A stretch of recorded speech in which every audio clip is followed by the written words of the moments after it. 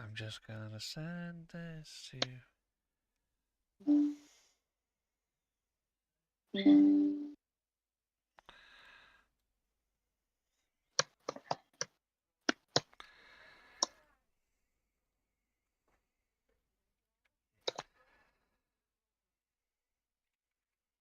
I sent that to you, Jax, a second, just because it gives it all. Completely And understand. we are live anyway, so hello, everyone. We're live. This is back with another episode of Not Your Favorite Podcast. Today's episode, Time to Face the Music. Mediocre people here. I'm going to let Jax talk about our first topic, which is, well, technically it's our second topic, but I'm going to let you go back. I'm going to swap them around, and you can have the first topic today, Jax, and I'm going to let you discuss about The Boys for a bit. Because I don't know much about it. I haven't watched it yet. I've still just been kind of like, I'll watch it eventually. But I just never got around I to it. think, especially in later seasons, it just make you angry. Everything makes me angry, man. Have you seen me? I'm like angry, angry, angry. I mean, I have to put up with people. Humans annoy me. But yeah, no, we've just had I believe, the penultimate episode of The Boys, and it was a shocker. I'm not going to give away too many spoilers for people that haven't seen it 'cause it's only a few days old.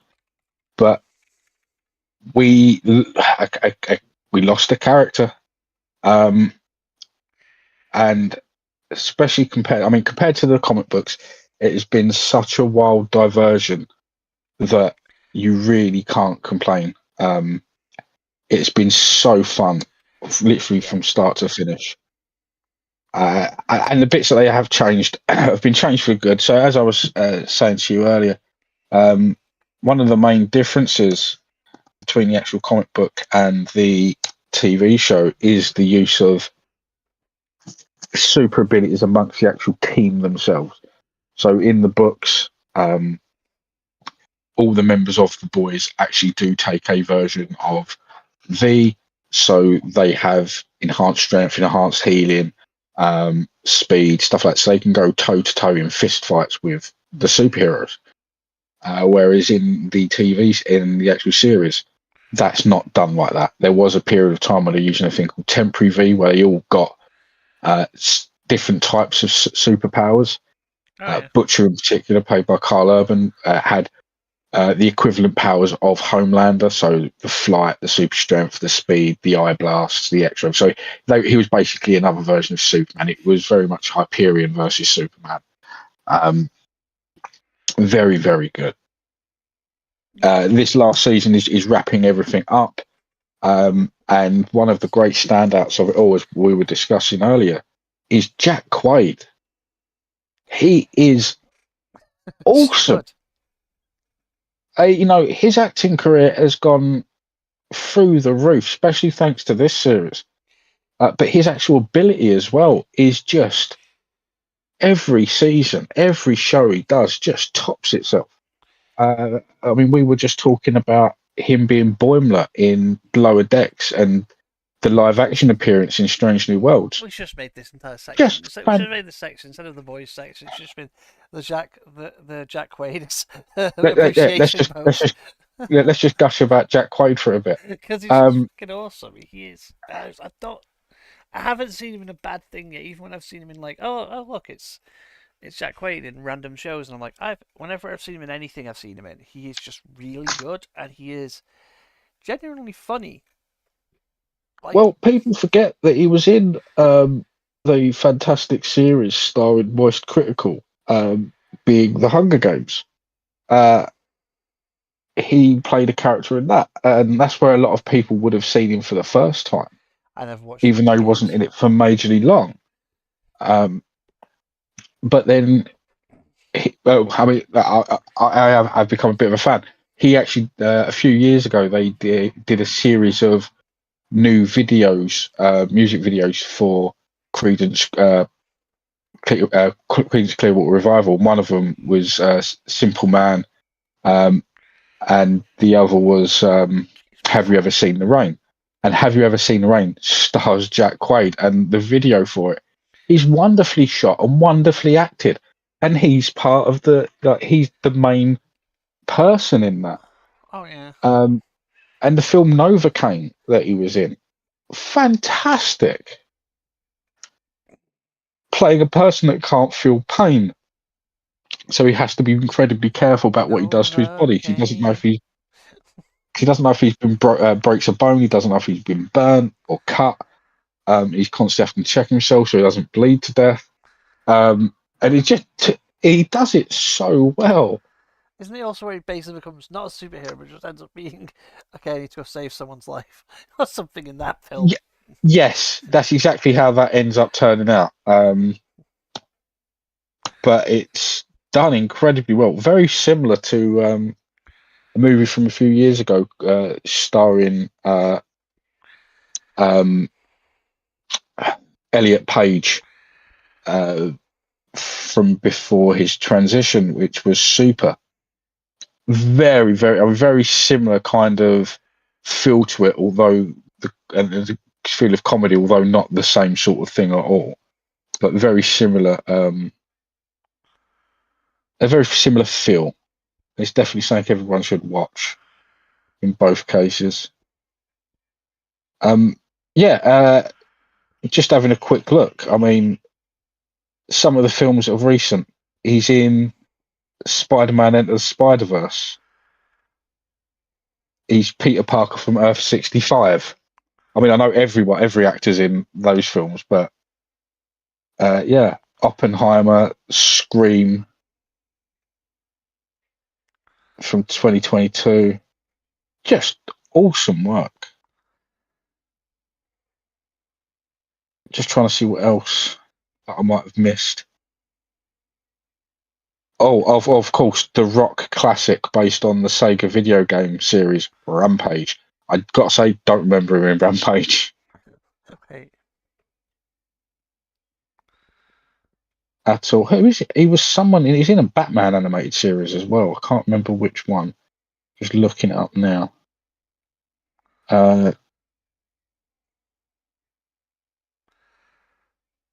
He was. Oh, he was Falcone's son, Alberto. That's right. Didn't last long in it, but yeah, he was in the Long Halloween Part 1. Fair enough. So Quaid, I mean, it's been a great series.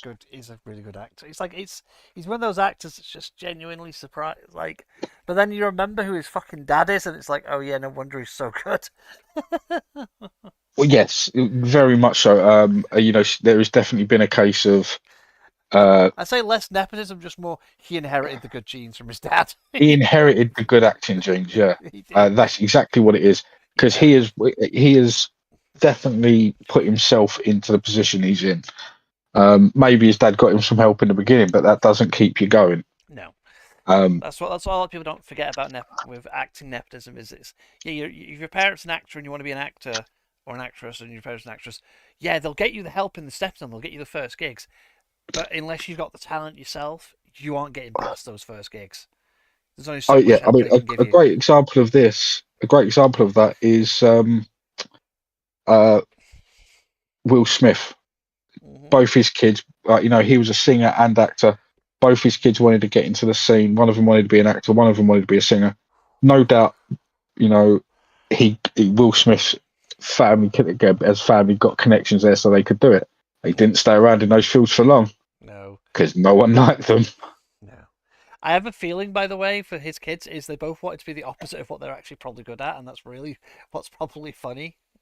Is I reckon if they swapped, they would probably both have been fairly not amazingly successful, but they might have been fairly successful in those industries.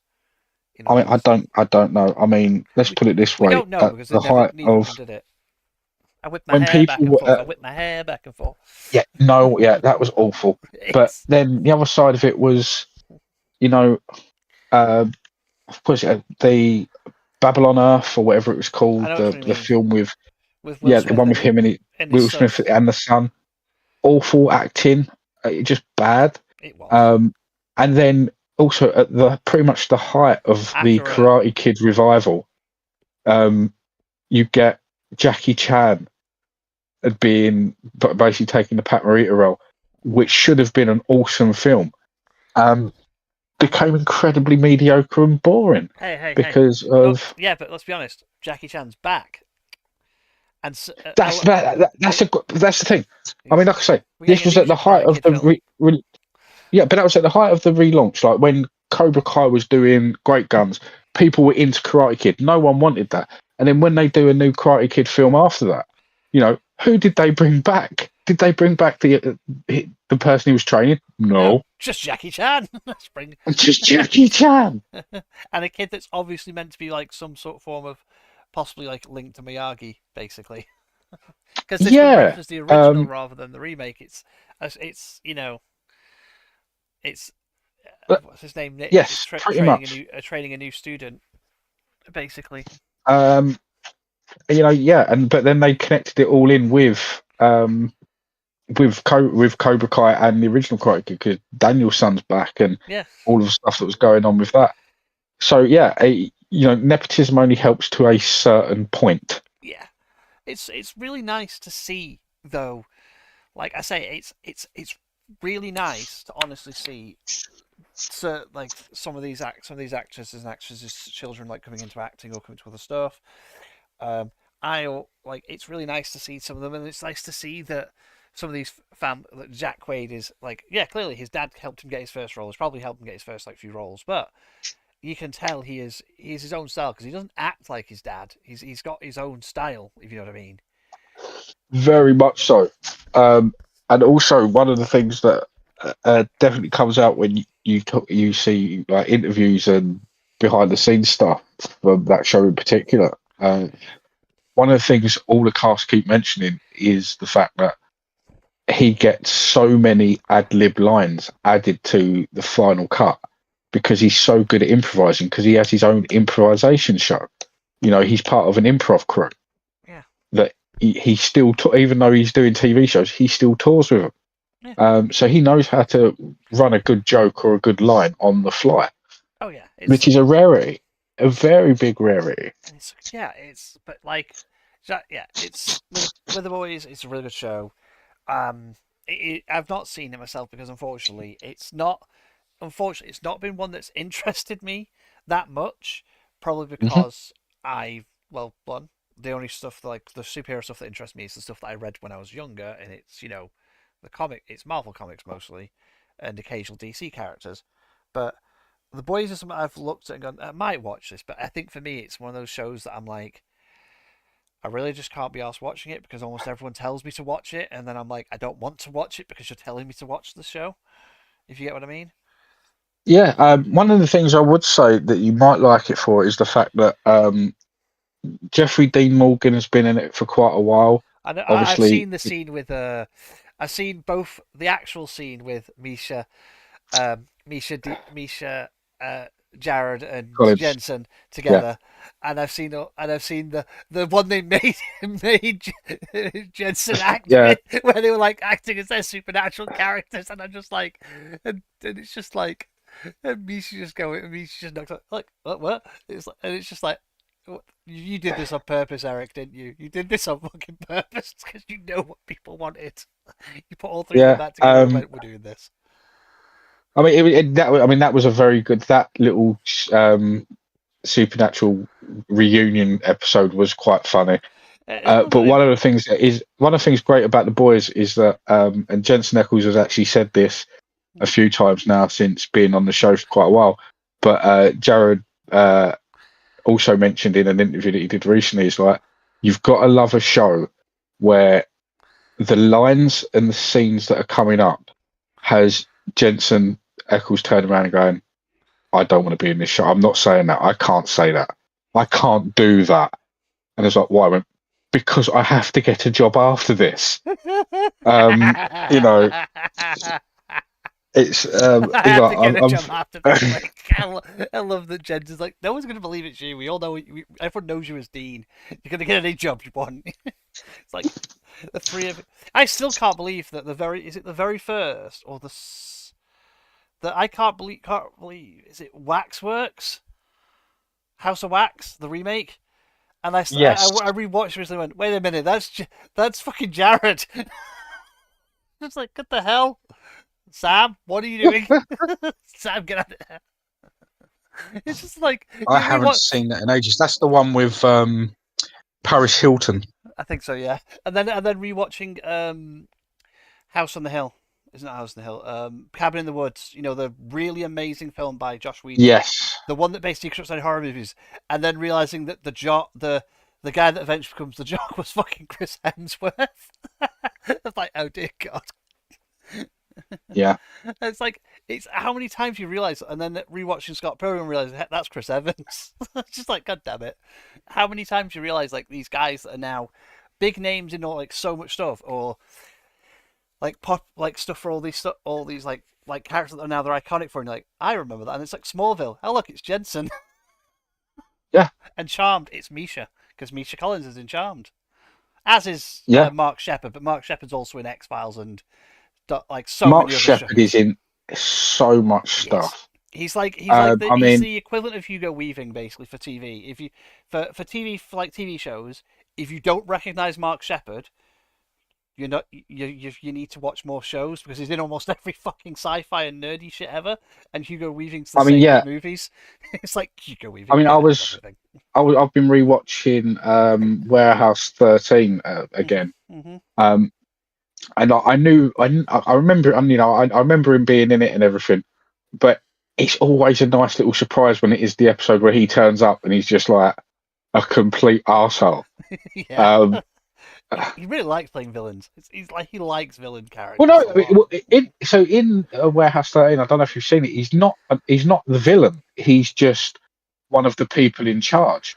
But he's just a hard ass. He's like, look, if you can't, he's always going to be the one that gives you a hard time for doing shit wrong.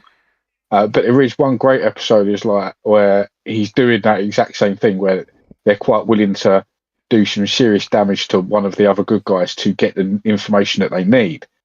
And then when it gets to the point at the end, it's where it's like they realise that they're actually going to have to do.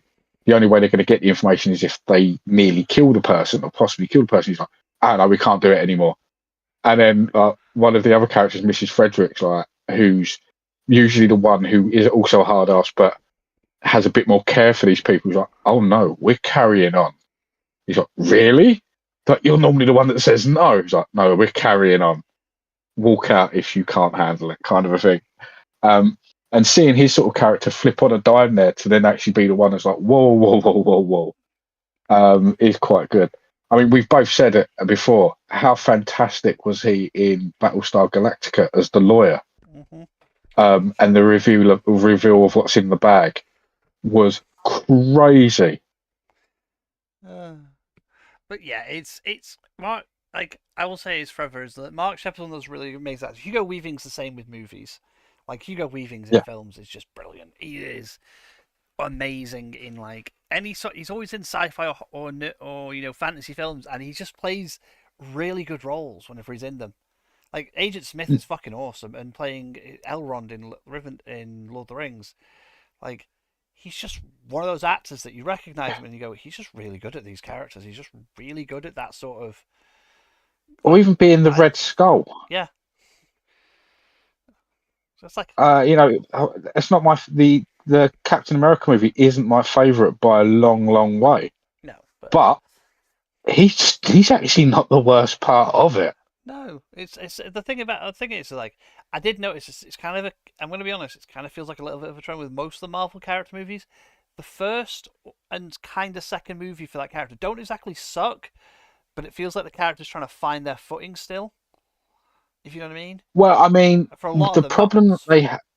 And then I mean, get to the third film, like Ragnarok, not Ragnarok, sorry. Like Love of is Ragnarok in it for the third one for Thor? I keep thinking. Yeah, Ragnarok's the third one, yeah. Like Iron Man 3, Captain America Captain America it was the third film. Yeah, Civil War was the third film. Yeah. And it's like you get to the kind of third film for all those characters, and that's when those characters to me got kind of like, yeah, this is cemented. This actress should be playing this character like properly, because yes, I agree that they should have been playing the character from the beginning, but it's like when you get to that stage, it's just like these actors. This is where it feels like they found the right team to write the character. If you know what I mean. Like the story feels like it could be just one a straight ripped from the comic story half the time in those ones. Well, see, what's quite interesting, especially with the Marvel films, and we'll go with the core three. I mean, we say Marvel films. What we mean is, at this moment in time, is the MCU. Yeah, The core three characters, which is Captain America, Iron Man, and Thor.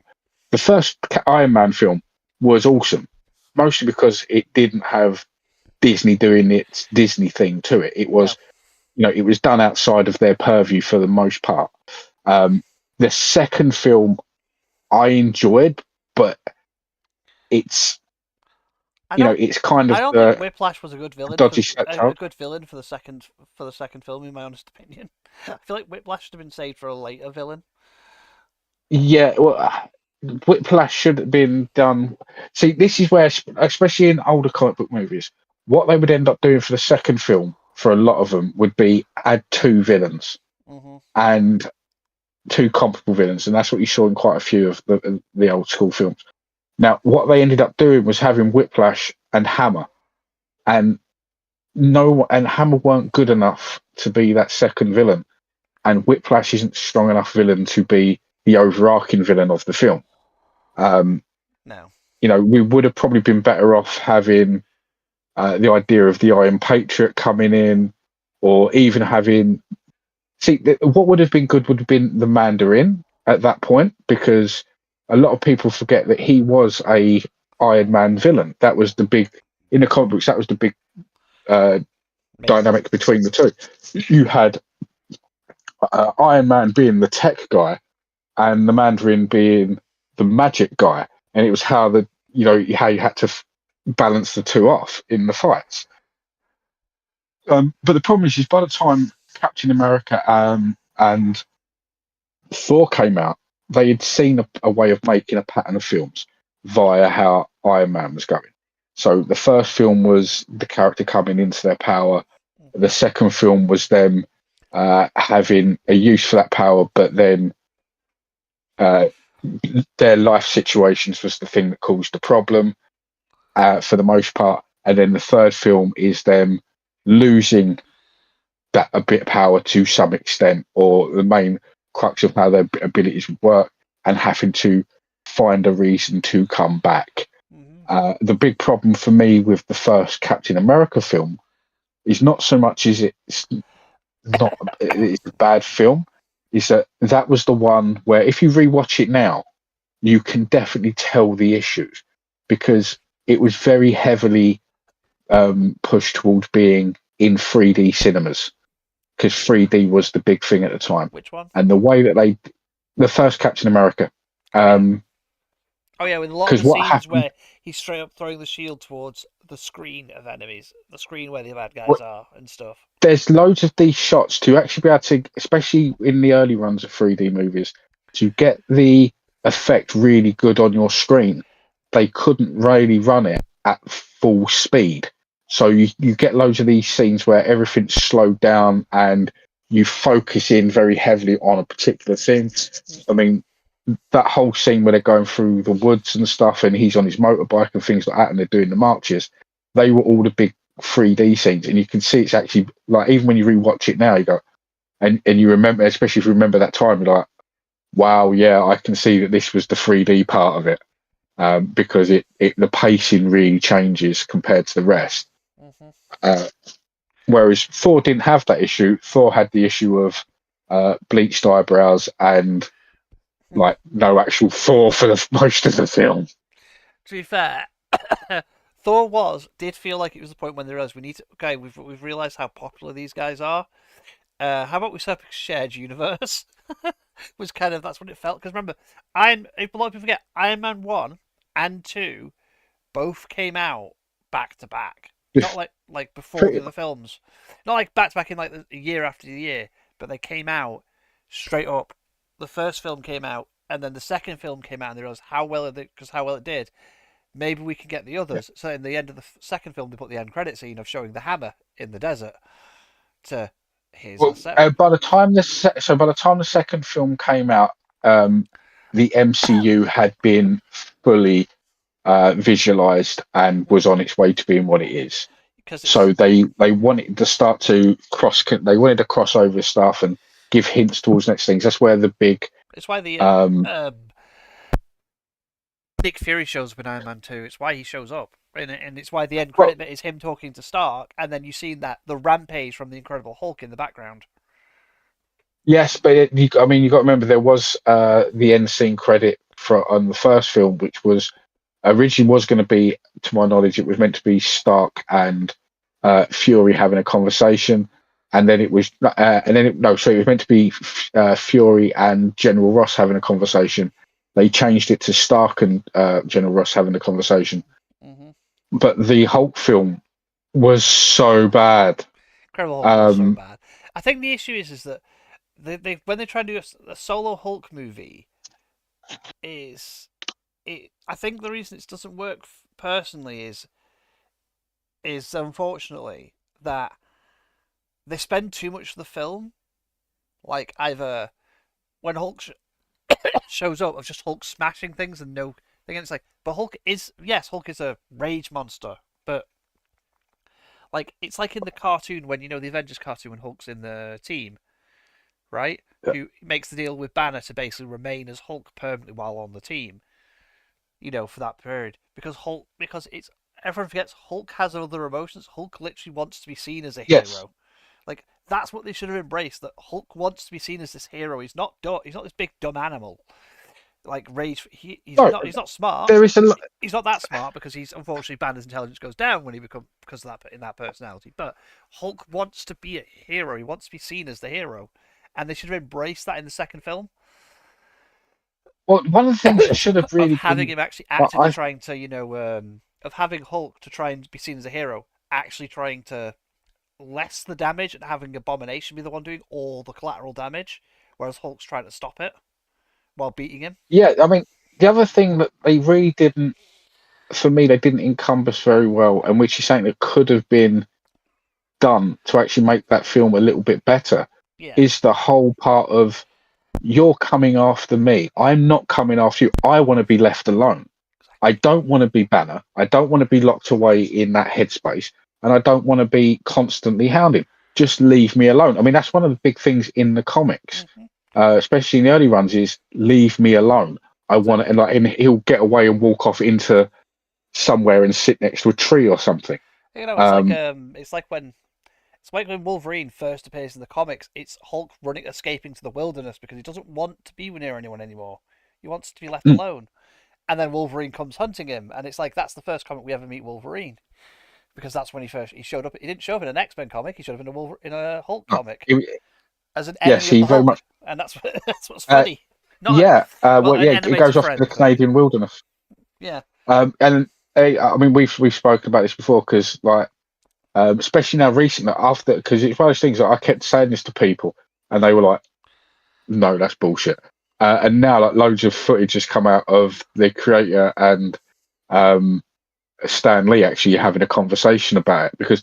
And what's funny is when they're talking, because he's like, "Oh, Wolverine fighting Hulk," and he was like, "No, that'd be a stupid thing." And he was like, "Well, Stan, I created Wolverine as a Hulk villain." And he's like, "Did you?" And like, even Stan Lee didn't remember it. And he was like, I remember "Yeah," it because it's the first appearance of Wolverine. It's like um, it's his first because he started as he's like it's like a lot of people don't realize with Rogue because the only Rogue they know is the cartoon Rogue, like that is post this point in the comics, and the film Rogue, where she's immediately on a good guy team. Rogue was a villain to start the with. villain. She was beating the crap out of the X-Men on her own time and time again. Yeah, I mean, one of the things that people actually forget, and this was something that ended up getting pointed out a lot, I remember as a kid when the first X-Men film came out, was because people were wondering why she wasn't flying. It was like, well, because you've gone straight to her being a good guy and not a villain. She doesn't have that fantastic fight with Carol Danvers, who was Miss Marvel back then. Is Captain Marvel now. I can't remember if she was actually Binary or Warbird at the time. I can't remember which persona she was on during that fight. She was Miss Marvel. But yeah, it's Carol Danvers. Marvel because even in the X-Men 96, the original one, they actually have that bit where she starts having, because something gets unlocked in her brain, where she starts Yes, having the nightmares, and she calls her Miss Marvel in that bit. It's the Miss Marvel persona she was at that time. yeah, but yeah, like I said, I can't remember. Honestly, it may be right in the comic books as well. I can't remember because, like I said, I used to be a big Warbird and Binary fan. I used to love that era of Carol Danvers. Never been a fan of the Captain Marvel era of Carol Danvers. I think Captain But Marvel Carol Danvers though is very jaded. She's like it's very different from when she was younger. She's lived through a lot of it, and she's like very fucking jaded about everything, and just oh, and like I say, she should be. This is one of the things I wish they had actually done, even if it was in kind of um, uh, as in a segment of montages, especially towards the end of the film. uh-huh. Um, is that you'd have her out maybe just as Carol Danvers, and then at the end come out as Captain Marvel after seeing her go through the transitions of other characters and like finally get into her thing. And then by the second film, it's already set up to be fully Captain Marvel. The big thing at the end would be she's now Captain Marvel.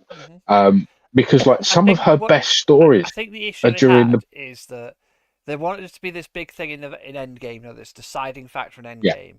The film was coming out after we just had Infinity War, so we just yeah witnessed at the end of Infinity War most of the heroes we loved basically just disappearing and being, And I will kudos to Marvel for actually sticking to the first half of the whole Infinity War Infinity Saga, where mhm, the heroes lose, and I'm so yeah. glad they did it because we need more films. I'm genuinely. There's a reason why. As much as this film is kind of shitty, called Skyline, right? The first one, not like the other, Loved Skyline, not the sequels. loved it. The reason I love that film so much is that when you get to the end of that film, you basically realize that humanity's just lost. The aliens Yeah. have won, and it's like, yeah, Um. it's like I know that the other two films after it, Beyond Skyline and then the other one, literally have it so humanity eventually fights back and wins. You know what I mean? But Yeah. it was the fact that the first film was just like, it's an alien invasion story, and I'm like, oh, expecting at the end, the aliens to be defeated. No, the aliens fucking beat humanity and won. It's like, Well, Jesus so it's Christ. not. That's not technically true, because yes, by the end of the actual film, the film parts, the aliens have won. But the animated credit scene of where the young girl finds the brain in the robot, in the machine, and then the two things combined, and they have the whole combat section of her smashing the inside of the ship up and But it's not getting her, like those. it's the boyfriend.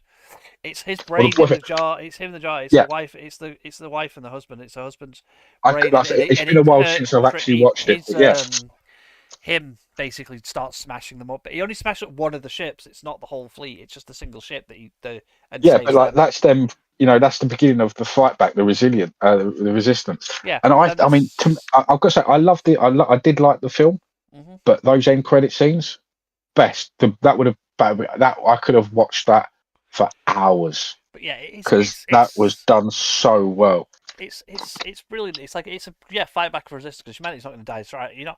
But it wasn't like and the funny thing is do you know who made those films? Who made that film? Not off the top of my head. Oh, you don't know who made Skyline? I do. You should I recognize did at the time, but You should recognize the name okay. by Greg and Colin Strauss. Ah, okay, yeah. No, that weren't who I was thinking of. And what did they? What did they also go and make? Fucking hell! The Strauss brothers made it.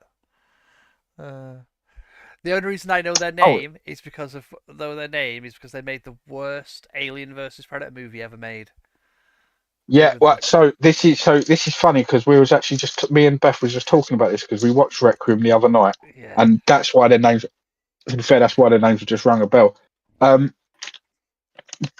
do you know what other sequels that they both worked on of recent years that have been incredibly popular? What? They did the Wicked movies. Did they? They're not named. It's not named here on them. Yeah. I checked this out. They both did the visual effects on the because that's what they were. They were visual effects guys more than anything else. Oh, they're the VFX, Um, not the film itself. Yeah, but I mean, I weren't a fan of. I had to watch them.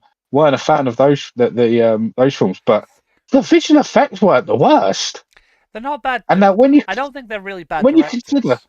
Like the Strauss brothers, they're not exactly bad directors, but I have a feeling it's not their fault. Why? Because me, in my opinion, Requiem's reason for sucking feels more like studio, you know, interference. well, so no, I mean it really is. This is one of the things that me and I was actually saying to Beth, was that one of the things that actually happened with those films was they actually slagged off the original film, saying that one of the things that they said was it's too bright and airy, What? um, and that's one of the reasons. And that's one of the reasons why they made their movie so dark and Yeah. atmospheric. Can I just say something to that? The first film, I could see what was fucking going on.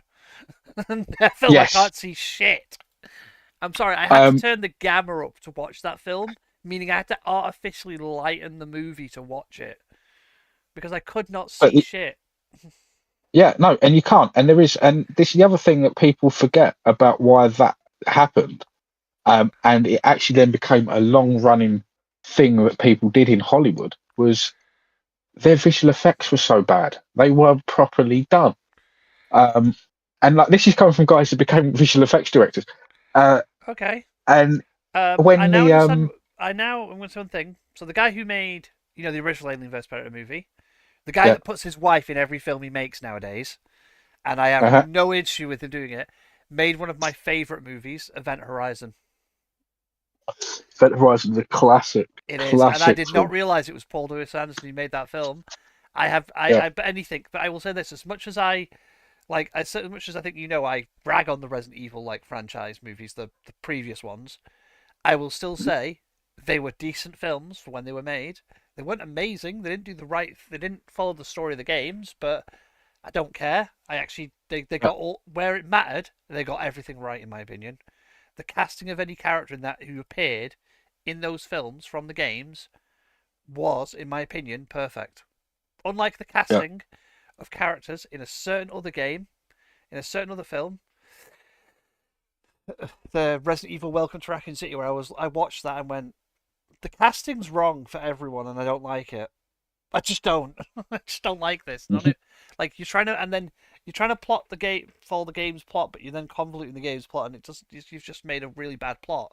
The new one by the guy who made Weapons, called just Resident Evil, looks Yeah, interesting. I'm intrigued. I want to watch it. It looks interesting. Plus, he's a good director. And Evil Dead Burn, I'm excited because that's not finally got a release date. It's this year. Finally, it comes. We know when it comes out. I'm excited for that because I love Evil Dead movies. Evil Dead is one of those franchises that I just love. I don't give a shit how bad some of the films are. It's just a fucking genuinely good franchise. And I'm completely with you. and we know that Evil Dead Rise and Evil Dead Burn are set in the same universe as the previous ones. They did because even the director, no, it's the same universe. It's just we're just taking this in a dark term because we want to go back. We want to make a little couple of darker films in this franchise, and we'll give you the cheesy stuff when we bring Ash back. It's like Bruce is meant to be the cheesy part. This is the scary part of the franchise, and I'm like, yeah, go ahead, do that. Anytime you bring Ash Yeah, back, have it cheesy and silly because let's be honest, Bruce Campbell is cheesy and silly. I also love it's like Multiverse Madness when Bruce Campbell showed up. I was just like, yeah, this is a Sam Raimi movie because there's Bruce fucking Campbell. there's Bruce Campbell, and then there's Sam Raimi's car. It's the same. Yeah, Sam Raimi's like favorite actor is Bruce Campbell. It's like Tim Burton's is Johnny Depp or Yeah, Helen Bonham some, Carter.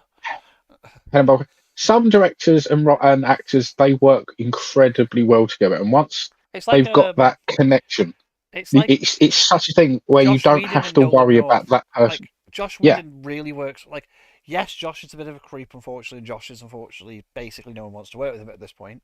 But he does work. He did work well with Nolan North a lot. But yeah, like Nolan North, no, it is Nolan North, isn't it? Yeah. No, it's not Nolan North. Nathan Fillion. Nathan Fillion Nathan is a Fillion. Yeah. yeah. Or Mickey Rourke. Is it Mickey Rourke? The one. No, you're thinking of Nathan Fillion. No, Mike. They No, the worked other a lot guy. together. The other guy that was also in Slytherin. Like he's in a lot of Josh Whedon films. Mike. Oh no, Rooker, Tallahassee. Michael Rooker. That's it, Michael Rooker, Tallahassee. Like No, he's really good. Well, he's an actor that's like worked well with him as you'll well. you'll no, the guy who played Tallahassee in uh, uh, Zombieland. the zombie film. I can't remember. Zombieland is Woody Harrelson, Is it but Woody you are Harrelson? thinking of Michael Rooker. Yeah, They look the fucking you're same. thinking of Michael. They look the same. You're thinking of Michael Rooker. It's not And my what's fault. interesting is that They do look the those same. exact same two people hmm work incredibly well with James Gunn. And this is something that is now regularly said about James Gunn and was originally said around Josh Whedon until these allegations were made. Is he doesn't like, neither one of them work with arseholes. If you become an arsehole on set, you get thrown off set. Oh, sorry. And this is Sorry, it's James and Gunn that made Slither. Sorry, I was thinking of Slither, and it's James Gunn that works really well with Yeah. Nathan, with them both. It's James Gunn, not Josh Whedon. The work like no, Josh Whedon did put him in a lot because remember he had his core of people as well. Yeah. And Nathan Fillion was in. Well, I mean, he was in Buffy as the priest. He was in Firefly as Malcolm, and a load of other projects. You know, so yeah, I mean, you were partially right. I love. But there's a great. My Michael Rooker is just fucking brilliant in anything I've seen him in. No, he's good. And it's just he is just pretty good. He's fucking hilarious in whatever he shows up in, especially as Yondu. He was really good as Yondu. Yeah, like I say, certain directors and actors they get together, and because he's also in because Superman. the director. Yeah, he voices one of the robots in Superman. It's just like Alan Tudyk does. There were always there's always going to be a space for these guys in his films because he knows what he's going to get from them. He doesn't have to worry about them. Mm-hmm. He knows that if there's other people on set that doesn't know the rules of working with James Gunn, like literally the attitude you need to take, which is a professional one, don't be a dick. Those are the guys that are originally going to pull you aside and say, look, this is the lay of the land. Chill out, calm down, don't be a dick. Get back to work. And then after that, that's when James Gunn gets involved and says, look, I don't deal with ourselves, leave. One of the great conversation about this actually was with John Cena, talking about his time on Suicide Squad and Peacemaker. He was like, I wanted to do something where I could just act and not have to worry about other people's egos. And all of a sudden I've got this direct, and I've done some things where there was like, I was just being treated as the muscle guy that does dumb wrestling. And then all of a sudden you get a director who's like, look, if you're not a dick, I'll give you work and I'll give you great work. If you're a dick, you will not be working on one of my sets again. It's like, I'm a hard worker, I'm not a dick. So he kept me in stuff, you know. So yeah, and like I said, that used to be what people said about. Is a really good actor. Really good actor. It's ridiculous. I'm sorry, but I'm gonna be honest. This is me on about wrestlers that became actors. Dave Bautista, he's a decent actor. He's not the best. He's he's okay. But he's good. He's good. The Rock is kind of. I'm gonna be honest. He's only good in comedy movies, and I'm not. And that's not me being harsh. That's me being honest, in my opinion. I only think he's good in comedy films. He does comedy better than he does anything else. Yeah, and it's because he has this. I'm going to be honest. It is his ego with the fact that it's famous that his contract is I don't lose, even if I don't lose any fights in any films. And I'm like, yeah, I'm sorry, but that's one of Fast and Furious movies where he's with Vin Diesel was shit because both of them have the same contract. We don't lose. It's like I'm sorry, but like. Yeah, but Vin Diesel in his own film, like when he does his own thingy films, has bits where he loses in them on purpose when he does his own like Riddick stuff. But it's like, so Vin Diesel at least has the ability to have that where he will lose in some films. We got to remember the and Riddick is yes, I mean baby. Yes and no. Riddick is his baby. Well, the first one wasn't. He actually started putting money into the second one onwards. Yeah. He wants to make another one, and I don't blame him because he just generally likes the franchise. He likes putting his money in to make that franchise, even if it's not successful for some reason. And I'm like, I don't blame him. Kind of the problem. That was the problem. Problem us fans of the Riddick films is the fact that the Fast and the Furious, which was his other baby, became so incredibly popular. It became an annual movie. and that has taken up so much of its time on everything. I mean, for a great example of the Riddick stuff that most people don't even know of, and really people should, and one of them in particular, it's hard to actually get a working copy of. One is the animated series, animated film that came out as an in between from Pitch Black to the first Chronicles of Riddick film. That animated movie, fucking awesome. Not the best looking in the world, but really, really good story, really well voice acted, and even though it weren't the best animation in the world, it kind of worked. But then the video game for the original Xbox, which I had, Assault and Dark Athena, the story in that was hardcore. Yeah, it's a good game. I love that game. I've played through it completely. It's such a good game. I love the Riddick franchise. Dark Fury, the animated one that's set between the first film and Chronicles of Riddick, is such a good film. Yeah, and people forget that's an early. We were talking about this before filming. It's an early Carl Urban film. Yeah, he's got a franchise. It's such a the Riddick franchise is really good. It's just really fucking good. A lot of people forget Pitch Black is part of the franchise because it's not named like something with Riddick like the others were. Because it's no, but because I mean, yes, that was the origin. Yeah, that's the one he had the least involvement in. Yeah, but it's such other than just being an actor. Pitch Black is such an inventive sort of horror kind of sci-fi horror movie as well. Yep. It's such a well done way of doing it. I love that film. It's such a brilliant. I love the monster design. I love everything about that film. It's so good. But Claudia Black in it was freaking awesome, coming off of the back of Farscape and Stargate. No, she hadn't even been in Stargate yet. What I love is that Claudia Black went from Farscape to Stargate, and then so did what's his name? The one that I forget his name. Ben Bower. Ben Bower that played fucking Crichton, and I'm like, Jesus Christ, you just landed on your feet, didn't you? Episode of anything, and the most self-aggrandized, like the most self-satirical one, was the 200th episode where they're going through the scripts for different TV shows based around Stargate. Oh yeah, and they do the Farscape one, and it's Ben Bower is playing. They're all playing different. They're all playing like Claudia Black and Ben Bower playing different characters from their normal ones. Freaking Yarwin. Yeah, I think it's Ben Bowen playing fucking Dargo. No, Ben Bowen plays the one with I can't remember his name. The one with the half a mask. Oh, and Claudia Black is playing Zen. They're not Zen. Dargo's girlfriend, the blue one. I can't remember her name. Yeah. Tiana or something. Tiana. It was Gianna. That's it. But Gianna. Ben Bower with just constantly.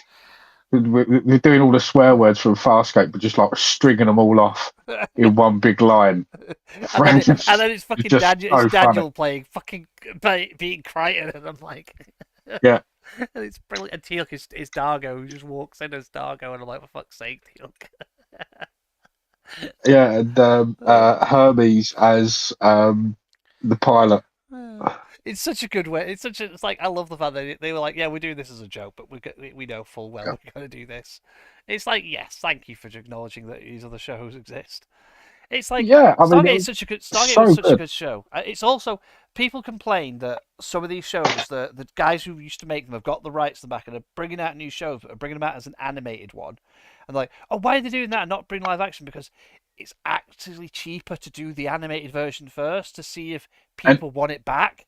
And then if you get people also, interested and they want it back, we can then maybe get a studio to take up and do the live action one.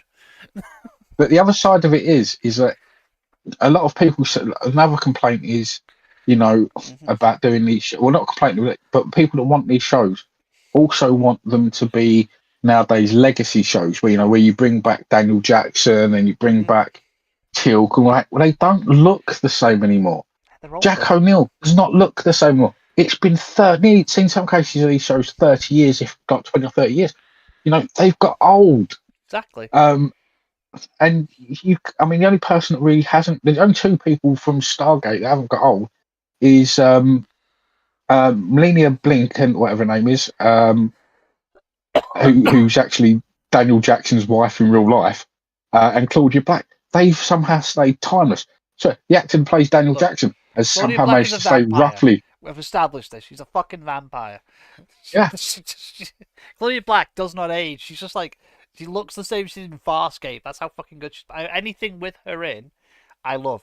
It's the reason why Admiral Zen is my favorite admiral when she shows up in Mass Effect 2 and 3, because Mhm. the minute I heard her speak, I went, "Hello, Claudia." Yeah. It's like, I played the witch in or the uh, minute you play Dragon Age Dragon Age. Origins, Dragon Age, and you like, "Hi, Morgan," and also when you hear Yeah, Fleming speak, and go, "Hi, Captain Janeway."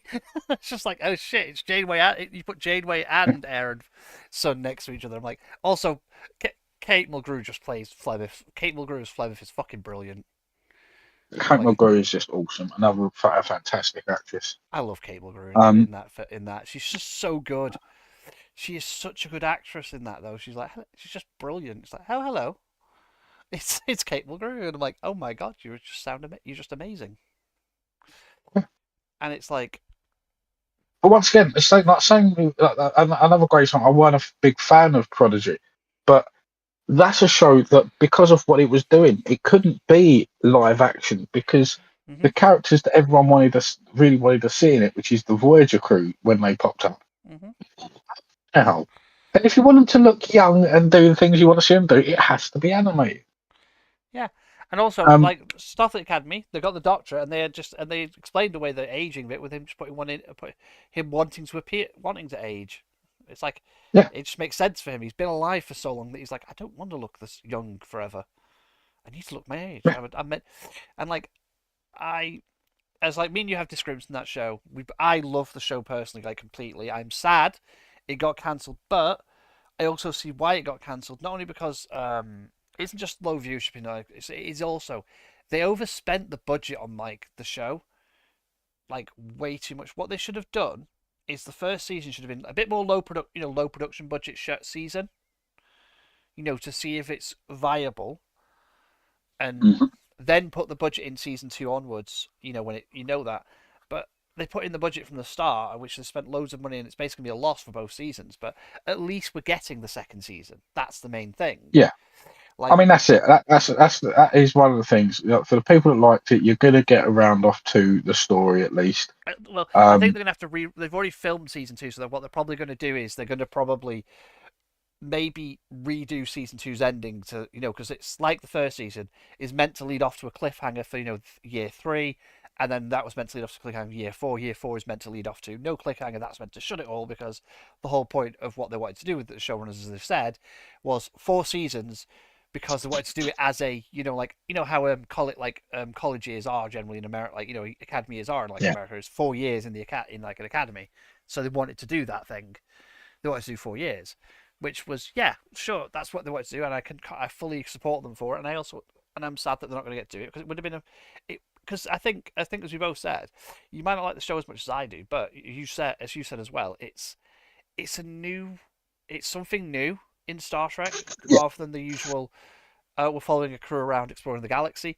We're getting like actual different aspects of the universe. The parts of the world are being expanded finally, so we're Yeah. getting to see those I mean, aspects we never my got to problem see. with it, one of my things is that if you were going to do a show, one of the things is people have been asking for a Star Trek Academy show for decades. Well, yeah, But we wanted to see, a lot of people, especially me, wanted to see a Starfleet crew being trained in the San Francisco area, and then you could get, because, especially at the time when all these other, before the shutdown of Star Trek that happened, like before the J.J. Abrams movies, and then after that, the big things that were being talked about and constantly put around was the Star Trek Academy series and the Red Squad series, which was all about trainees. yeah, Those big things that were pointed out during the Deep Space Nine stuff and during the Next Generation stuff when we went to the Academy. So, I was really hoping to see something like that. But if we were going to have new stuff, and I think that would have been so much more interesting, especially if you did that for the first season of this Academy show. It was actually these trainees, if they were like, they went to these places to learn. So see what the Vulcans were up to now. See what the Bolians were up to now. All the classic races, and that's how they learned. And at the same time, then you could have them collecting new students for the next year's intake.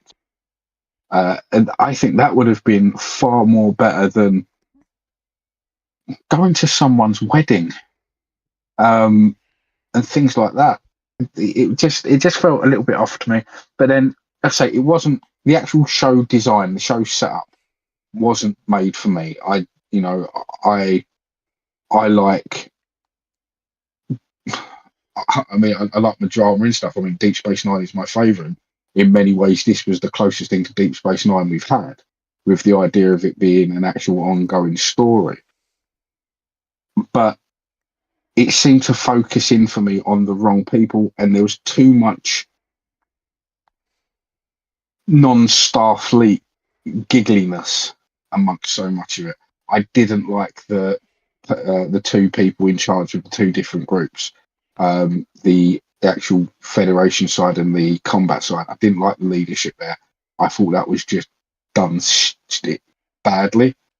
But the Deep Space Nine episode was wonderful. Ake was my favourite part of it, because it's this commander that understands that all these kids have come from. Because it is also, I think the major issue is, I think we both agreed, is we needed a series set before this that wasn't Discovery, that was just like an anthology that shows how this universe has changed. Because the point of this series is that Star Trek has just gone through, essentially in this universe, this part of the timeline, the Federation has just gone through an apocalypse. Essentially, they've gone through they've survived the apocalypse of and they're rebuilding. And this should have had a series, either an anthology or a series on one of the ships trained by the War Academy. This Federation that's trained for war, not for exploration, for that's trained to fight, not trained for stuff. And had this Federation with this sort of with them to showcase just how things have changed and how screwed up this is, because then we would have understood a lot more why Ake is so laid back and trying to say these, let them be kids, because we don't have the context for how bad, other than like Caleb's story, for how bad it really has been for everyone in like over the last. My problem with all that is that like we've seen in other Star Trek, once you get into, and that should have been the big focus between the two sides, is that you've got the war college focusing on war and how regimentation is done in an army sort of a situation, whereas Starfleet should have been shown as a way of doing regimentation in the idea of exploration and humanitarian. And there was just so much of it that was just I thought was very flippant. And I actually kind of think the best person that they could have had in that role in the end would have been Gina Asherai's character, because I love Gina Asherai. I think she's a wonderful actress. Absolutely wonderful. Both comedy and serious. Awesome. She's brilliant. She's such a good actress. She sold that character so well. And I think there could have been a great storytelling process there, of where you've got someone that is very much military fighting based as a race, actually not running the military side of it and actually being in charge of the humanitarian and scientific division.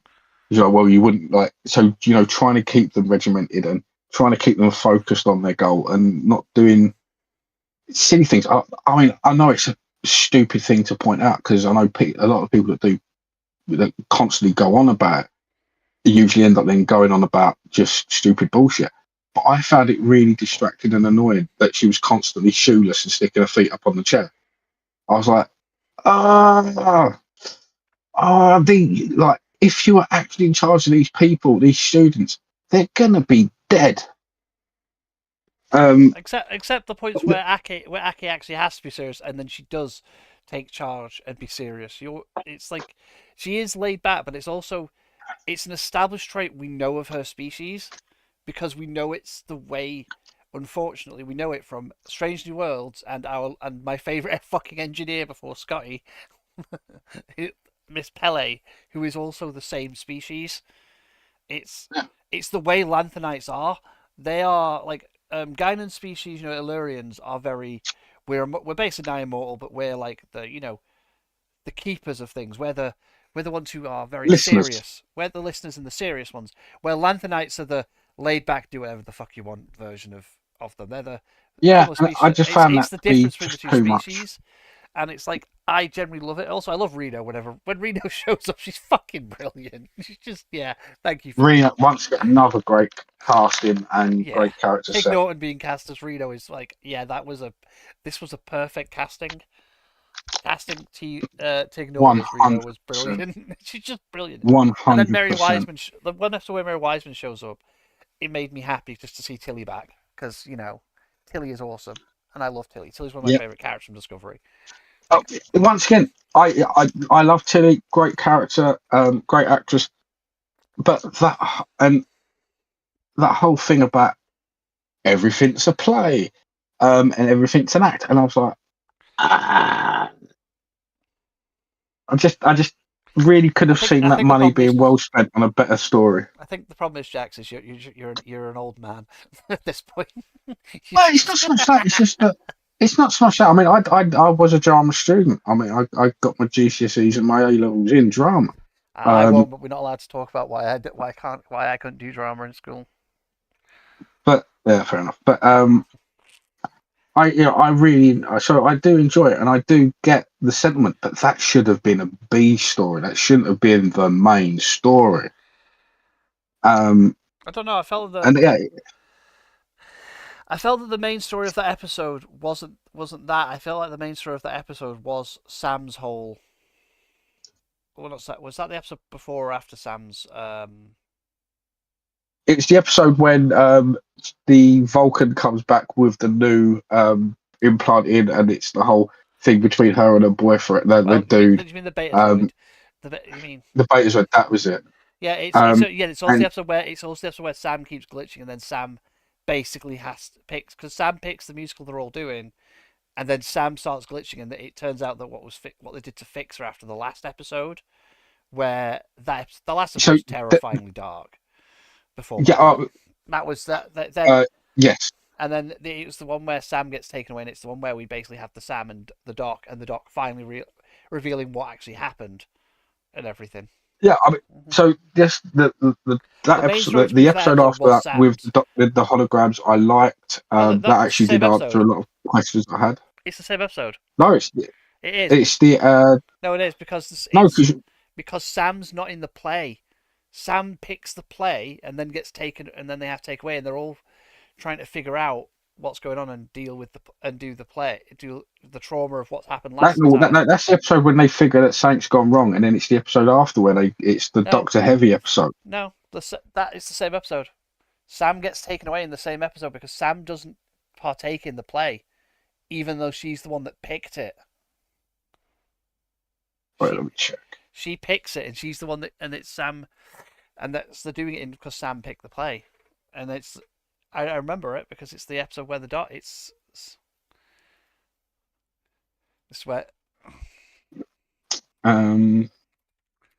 because the episode after is where Sam's back, and it's Sam trying to get kind of Sam thinking they're all all around her. I've just put in the wrong show, but yeah.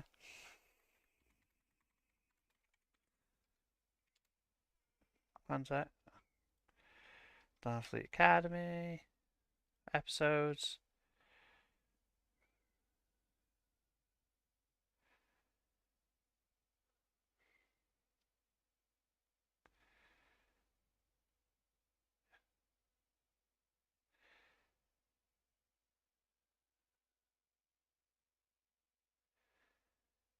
So it's Starfleet Mystery Embarks. That's that one. Come Let's Away. Mm-hmm. Life of the Stars. That one. It is Life of the Stars. With the cadets struggling with their experience, Ake calls in Sylvia Tilly to help bring them back together. So that's that one. Tarim finally returns, is transferred to Starfleet Academy, has trouble dealing with the changes. Tarim has an emotional meltdown, nearly leaves, but chooses to stay in the end as everyone comes closer together than ever. Sam's glitching threatens her life, so the Doctor and Ake take her to her homeworld cask. The same episode is Life in the Stars is the Sam episode. It's heavy on Sam's main plot. I know this because I It's remember the series. I watched the series. Yeah, Like fair enough. multiple All I times. remember, I mean, I do remember the Doctor part of it. I remember it being different, but like I say, it was just that it just still, it's. Because I just it's found the that episode right before it. oh, Is Come Let's oh, Away. that's right. 'Cause It's right yeah, after no, and then the go on the well, it's the episode before it is Cosine. The episode before that is Come Let's Fly Away, where they take the joint exercise, on the Miyazaki, and then yeah, shit hits down. Then they're all on break in Cosine, and then it's when we find out the truth about Genesis. yeah, And it's also the but one where still, Darian gets fucking kidnapped, and the Klingon that doesn't like violence immediately turns to violence to try and save him. Mhm.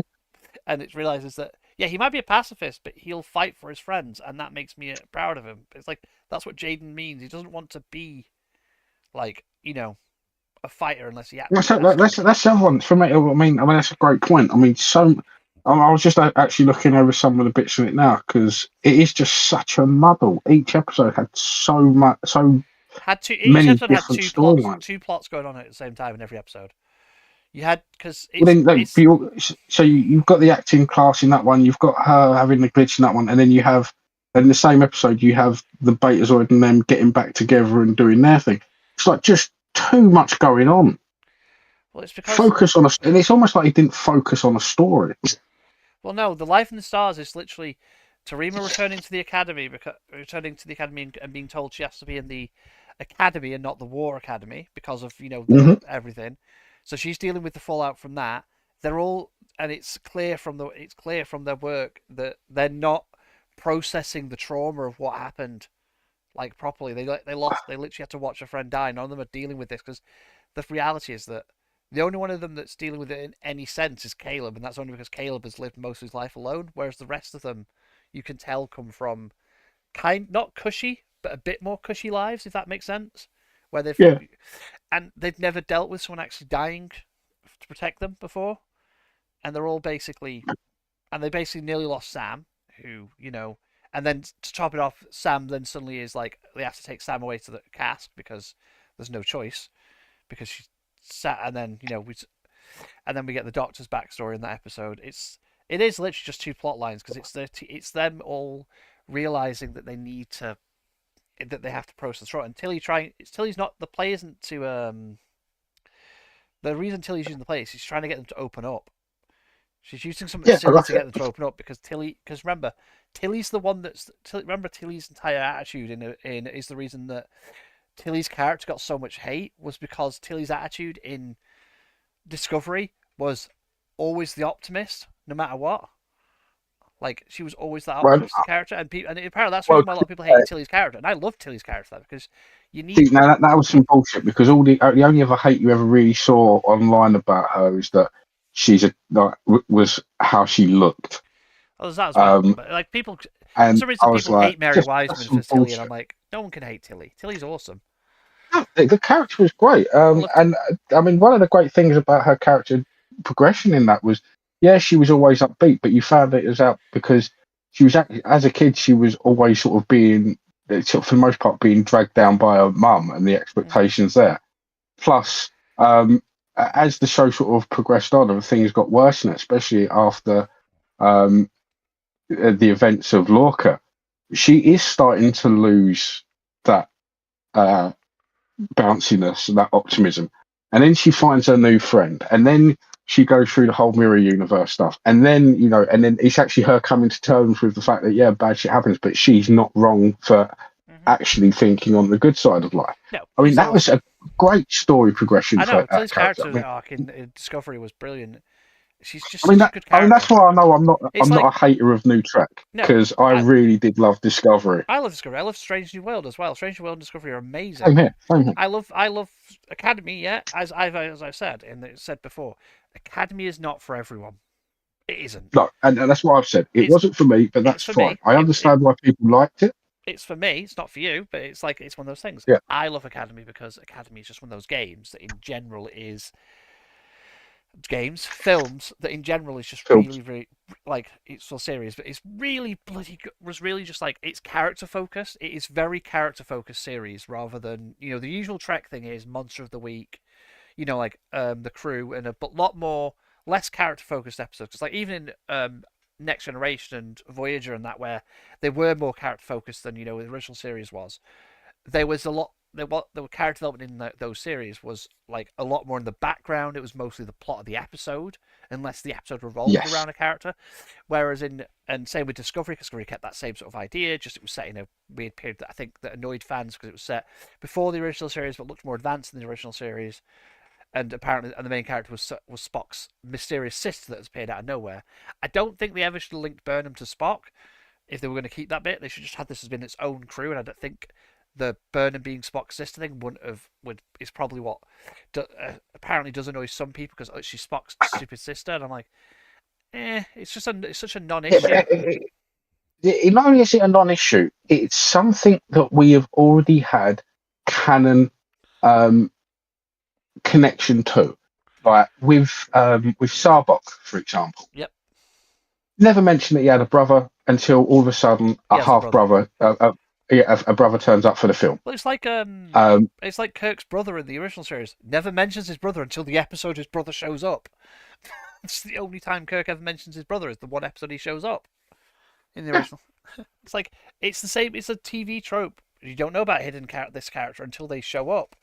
It's always been a Star Trek trope. because you don't have an exposition dump of everything. I mean, if at some point in the show they go, "Oh, I don't have a sibling," then you think, right, fair enough, they don't have a sibling, and then all of a sudden they do. Yeah. Then you can ask other question. Yeah. But like the thing with the whole thing about Sarbok in particular was, it's a kind of a shameful thing, and Vulcans don't really talk about family life outside of family. Yeah. They are regimented people. And then also the way that they actually ended the series and the way that they explained it away made sense as to why in Star Trek we don't hear about Michael Burnham. Yeah, because they weren't allowed to talk about that crew. Yeah, episode after season 2's ending, when the Discovery crew has to be catapulted forward into time to save basically the entire Star Trek universe from AI rebellion. It's essentially we have to basically blacklist this. This can never be spoken about ever.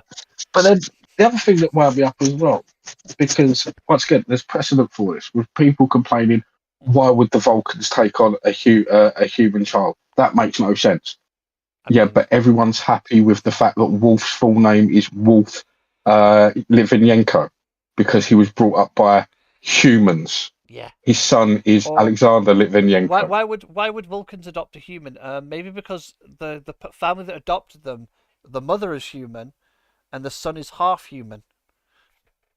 Yeah, but like I said, in previous Star Trek on characters people like, there is already precedent of other species adopting the kids of other species. Exactly. Star Trek it's because I think that those are the same fans that complain Star Trek has now become, the word I hate using, and you know what I'm about to say.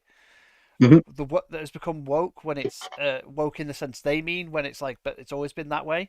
It's always pushed the boundaries of this shit, because Star Trek because as Gene Roddenberry said, he envisioned the society that he hoped humanity can one day become, where we've forgotten about all this bullshit of race, money, and stuff. I mean, I don't even see that stuff as being woke anyway. It's not. It's reality. It's just storytelling. It is, but also let's be honest. Star Trek is space socialism. That's what it is. The Federation doesn't. It's like as Picard says when the episode when they find those 3 guys that are all rich moguls, that froze themselves from that disease, that was going to kill. Yeah, and I'll give you any amount of money to get me a bottle of whiskey. It's like, well, money doesn't mean anything here. We work to our own thing. Yeah, we work for our reputation, and money doesn't matter anymore to the Federation because we have the replicator that can get us anything we want. Therefore, we no longer have any desire for money. What? And energy is free. What? No money. And those 3 characters having to adjust to the fact that money doesn't matter anymore. It's like, and you know what? Once that was established, it then made the following 2 series really interesting because you then had in Deep Space Nine they were on a alien space station that was run by the Federation, Hmm. or guarded by the Federation, should we say? Yeah. But they then had to deal with everything else. Like, going to Quirk's bar wasn't free. Yeah. Yes, you could have your Silverhow and stuff for free if you were Federation, but if you wanted anything from the actual bottles or you wanted to go up to the holodecks, you had to pay. Yeah. Where the fuck do they get their money from? Exactly. Unless the Federation, for some reason, has a backstash of cash that they give people every now and again in those situations. Mhm. But then It's more. in Voyager, you have the whole thing of we don't now have the energy to have everything for free. Yeah. So we're gonna have to Um, we're gonna have to use Neelix. Is gonna have to cook things. Actually cook things for the yeah, ship. Screw. We have a mess hall where we're gonna have to cook things for you.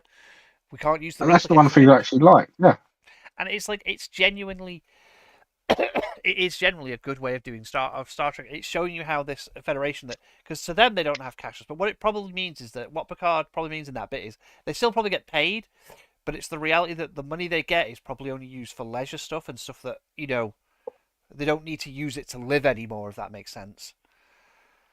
yeah. Well, there is. Yeah, it's not. Yeah, it's.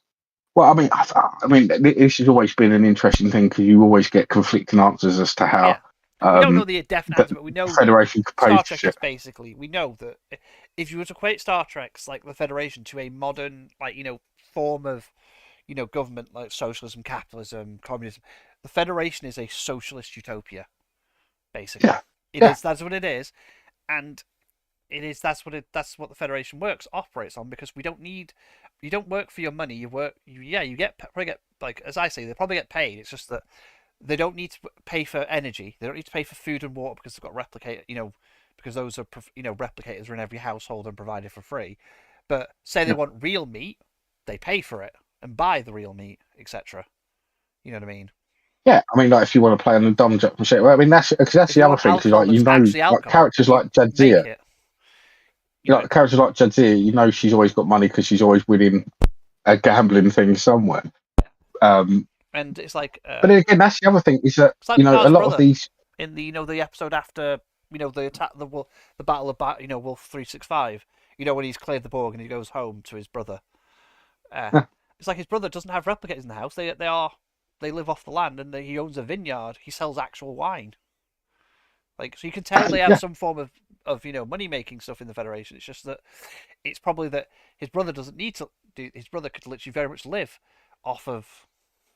but then again, on the other side of it, you never see anyone pay for food in Benjamin Sisko's dad's restaurant. Yeah, They just eat and leave. So it's like it's one of those things in regards to it. It's as Roddenberry knows, he wanted to envision humanity at its best, as he called it. It's humanity at yeah, its best.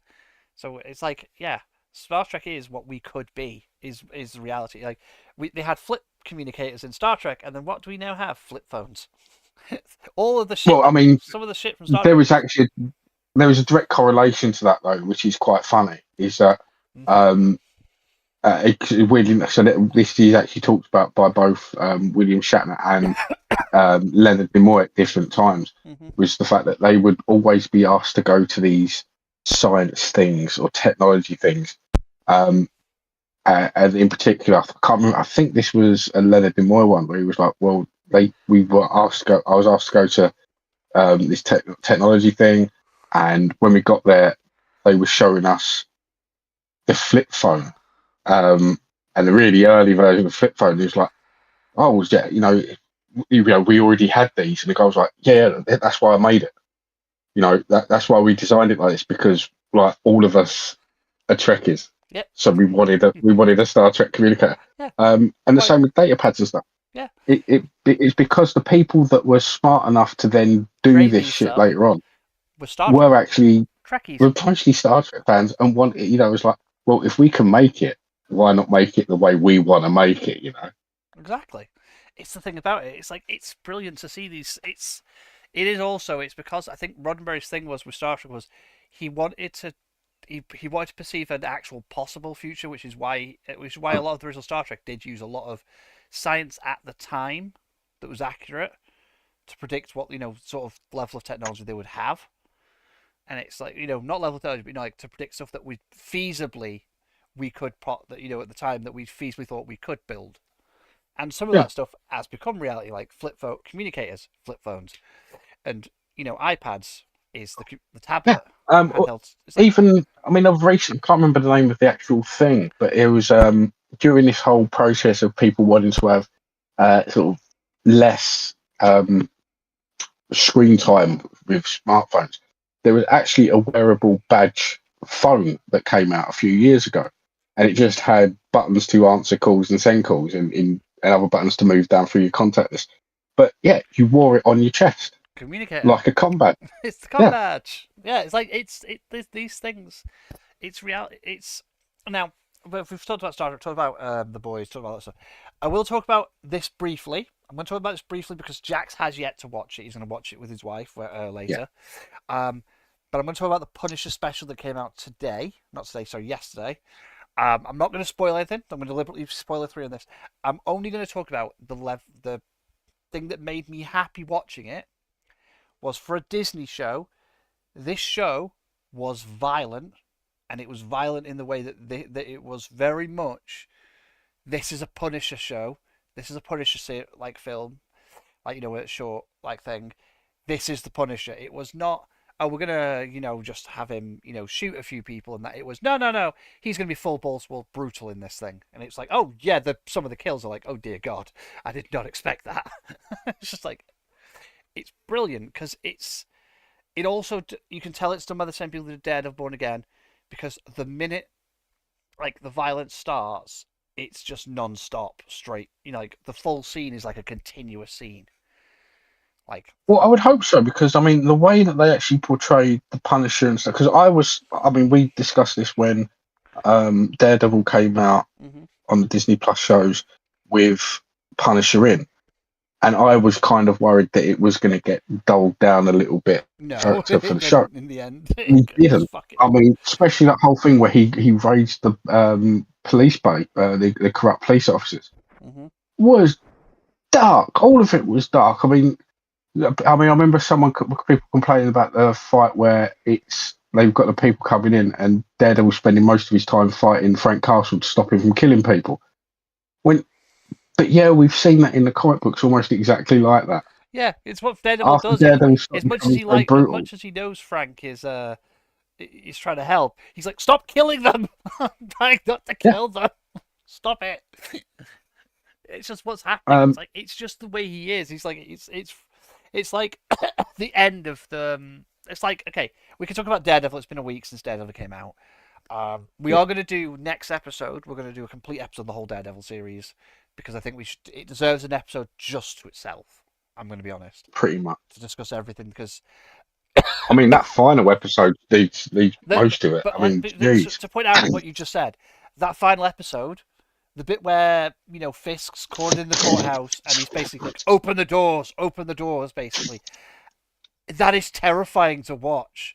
Him just going through all basically what are, just civilians at this point, riled up because of everything he's done. You know what I mean? Wanting their freedom back. And just watching him grab what are essentially like teenagers and kids, just grab them, and then it's just smack. Squished into the floor, or just like punching someone like flying, and it's like, oh dear God, it's just I did not expect that level of violence in that episode when that you get when Fisk decides to leave where he's barricaded in, and just starts pummeling them all the civilians. It's just like, holy crap, they did not hold back in this. They were. I mean, one of my favourite bits from that as well though is when. Because at first you're everyone's rooting for the crowd wearing the Daredevil masks. Yeah. But then at the same point, the sort of Daredevil realizes it is that actually this is still just mob rule. It doesn't matter if they're in the police uniforms or if they're in cardboard versions of his uniform. No. This has now become mob rule, and everyone's out for blood. I saw someone complain about why was Daredevil then fighting his own people? Because at that point, they're not his people. He doesn't want at that point dead. He thinks there's a better. He's an idealist. That's the thing. Is as much as Matt is this violent vigilante that beats the shit out of people in a mass stuff. Matt is, at the end of the day, an idealist. He Yeah, but thinks even so, he still thinks it's there's like, good in Fisk. Even at the end of it, he still thinks Fisk there is some good in that in Fisk, no matter how much he hates him and how evil he is. He thinks there's. well, even if you remove that aside, it comes down to the fact that these people weren't out for justice, which is something that Matt Murdock Yeah, what he's saying. is a Daredevil is for. They were out for blood, not Blood. justice, and that's the kind of thing he's like pointing out. Not because there was another channel talking about this, and like, they started to justify it as saying, well, he didn't want them getting hurt. Well, and getting killed by Fisk. That's not it. Like literally killing the man on the doorstep instead of him getting his time in prison or whatever his justice would be. In this case, complete exile. It's not. Mm-hmm. It's still against his creed. Yeah, it's justice. It's justice. Whereas, like Punisher is, I will put it like for example, Daredevil is he believes in justice to the absolute faith, even though the court system is flawed because he's a lawyer. He believes in justice full to the full, so it's like its fullest extent. That is his unwavering conviction that that he can bring these people to justice. That's why he's a lawyer Yeah. as well as Daredevil. Versus One of the example Frank Castle, who is unbelievably believes all criminals should die, and it's just that's his exact response. It's like his belief is that the punishment should meet the crime. Like, I mean, like I say, he doesn't like if one of the things that does come up that really didn't come up so much in any of his series because they did have him do the same sort of thing as the Ben Affleck film is when they did show him losing a case and then going after the people that he lost his case against. Well, the thing they didn't show is that if they had won the case through evidence, he didn't then go after him straight away. no. But if he knew that, but if they won it through a corrupted means, that's when he went after them after the fact to seek the justice that they didn't get. Yeah, because he believes in the justice system. Like, and if you win it fair and squarely and prove me wrong, then I will accept my defeat. But if you if you cheat, if you lie, and you get it some nefarious way, then good luck, because the Daredevil's coming. Yeah. But it's a thing with Matt. Matt is, it's like every hero has their flaws. Like Peter Parker's, like inherently Peter Parker's flaw is that, is Peter is very much the, in some senses Peter's major flaw, like as being a hero, is that sometimes he is a little bit. Is that, well, I think his flaw is that how shit everything happens to him, and he's never lost his he doesn't lose that, good, like, happy-go-lucky attitude. He will always be the wisecracking thing.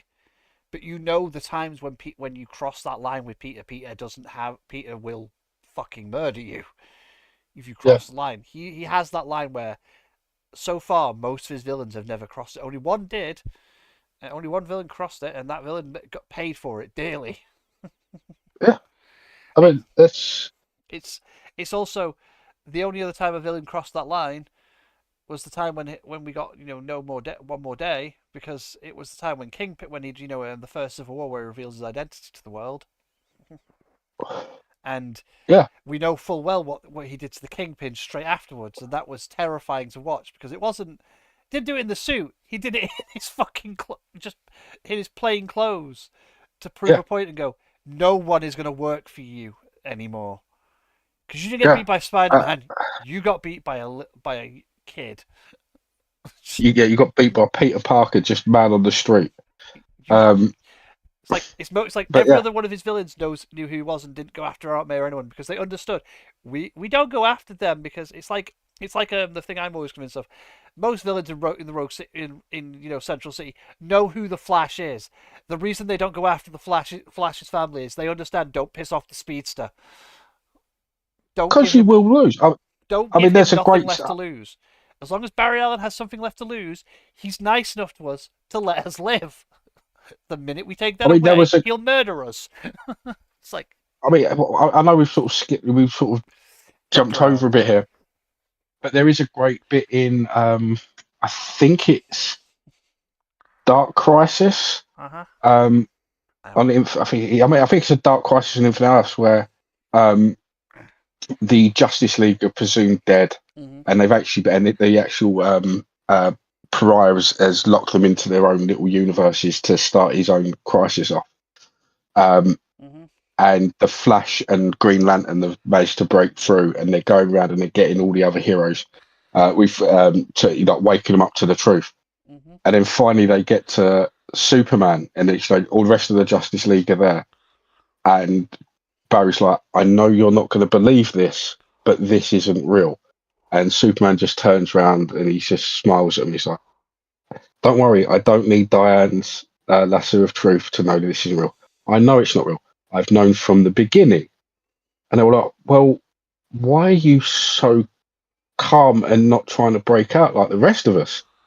And Batman's like, oh, no, he's really angry.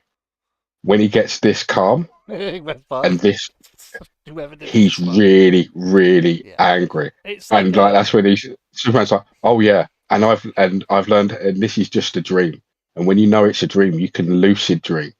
That means I can control everything. And that's when he becomes the quantum Superman for a bit and just breaks out. It's just it's the other thing is mental. it's like I think how much there's a bit where it's like the thing that cements not Barry Allen but Jay Garrick the first Flash because it is him who's the Flash in Justice League the animated series the first Flash that is in it. The bit that cements him is the episode where I think it's not Darkseid. Yeah, I think it's Darkseid or someone first shows up who basically bodies the entire the Justice League, and then he does for the first time. You see the Flash, like unleashed, like properly unleashed, like as in not holding back, and it's just him like basically sprinting around the world punching this villain repeatedly, and the villain like Yeah, you were so no. That is a that is a Silver Age Flash, not Gold. No, it's not Jay Garrick. Jay Garrick never actually appeared in the animated stuff. I know it's because no Wally West. It's 'Cause Wally.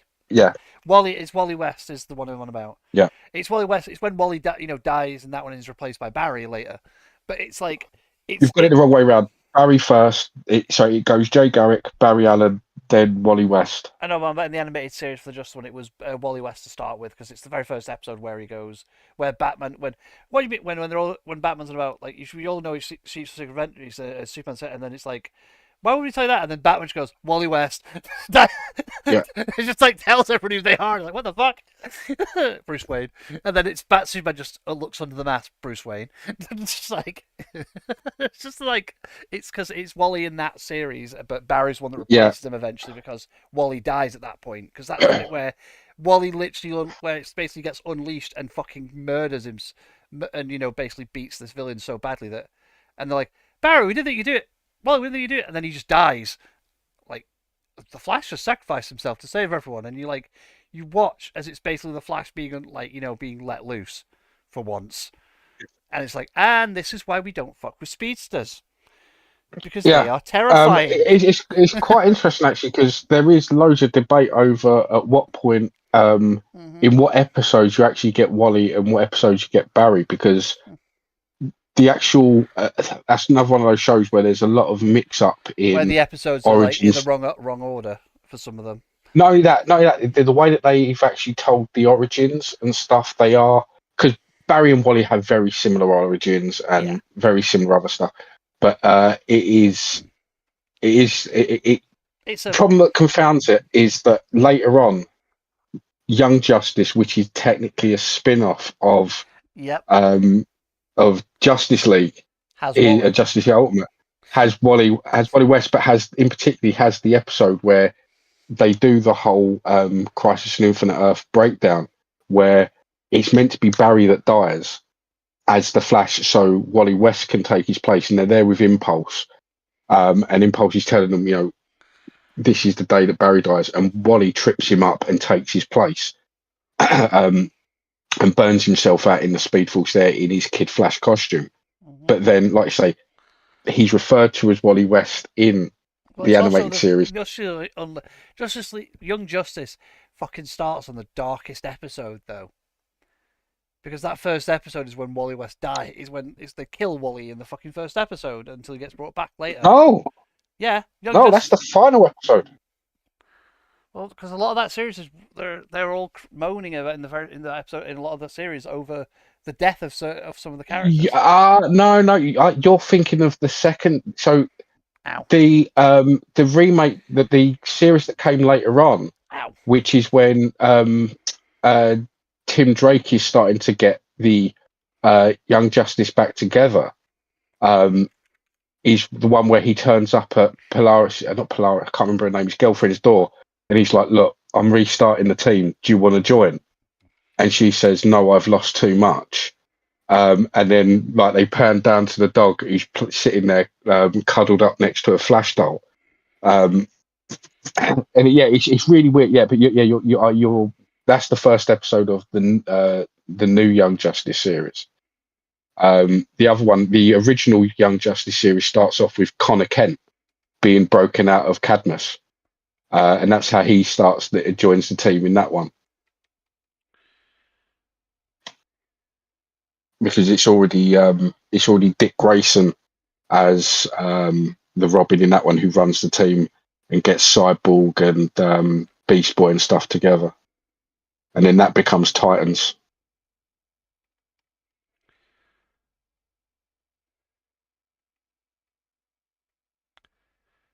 And also, I think it's in that. That's also in the first episode is where Martian Manhunter's niece appears for the first time as well. Oh yes, the White Martian. It's later revealed to be a White Martian. Yeah, and they do the whole thing where because so it starts out with them coming to the first episode is them all coming to the Watchtower, and something happens and they fuck up, and it's the second episode, Roy by the way, when Harper's Superboy shows up. Yeah, so the first episode, it's a two-parter. So the first episode is where they go to the Watchtower, something happens, and they're told to not get involved. And Roy Harper's like, "Screw this shit. You're treating us like kids and like sidekicks, and that's not the reason you originally brought us here. You know, we're all pretty good." And then by the end of the episode, the Cadmus building explodes, and then they all get together to go to the Cadmus building. And that's when you find out that Superboy's there. Connor Kent. But yeah, no, it's very easy to get it all mixed up because when we find out this Martian's stronger than all of the Martians, but it's stronger than Martian Manhunter, because that's the episode where she basically accidentally nearly kills the whole team. Yeah. But yeah, no, the Wally West is literally one of it's either the last episode or second to last episode, and then the first episode of the new Young Justice is, like I say, that's a dark episode because it's Tim Drake turning up going, "Look, we want you to join the team." And she's like, "I've lost everything to this team. I'm not joining the new one." Well, season 2 is set 5 years after the first season. Yeah. And I think it was actually a long time after. It was actually made quite a long time after. No, it was made a year later. Was it really? Yeah, just I remember it being 5 years on. Yeah, it's literally just a year later. Season 2 is 2012 to 2013. Season 1 was 2010 to 2012. Wow, I remember it being so much. I actually do remember it being late. Yeah. No. So the original. Let me check, because there is 2 different runs. No, this is the original run. I'm looking at Young Justice, the first one. The first season. So, no, the first season started in 2010 and then came back. 2010, last released April 21st, 2012. Invasion, first released April 28, 2012 to March 16, 2013. And then the final series was 2022. In season 4 was 2022. Yeah. Phantoms. Young Justice, Invasion, Outsiders, and Phantoms. That was the season. Yeah, and that's the one where, yes, you've got Tim Drake and Dick Grayson. But yeah. Yeah, so there was a big jump in time. There was a big jump in time between those. He dies in season 2.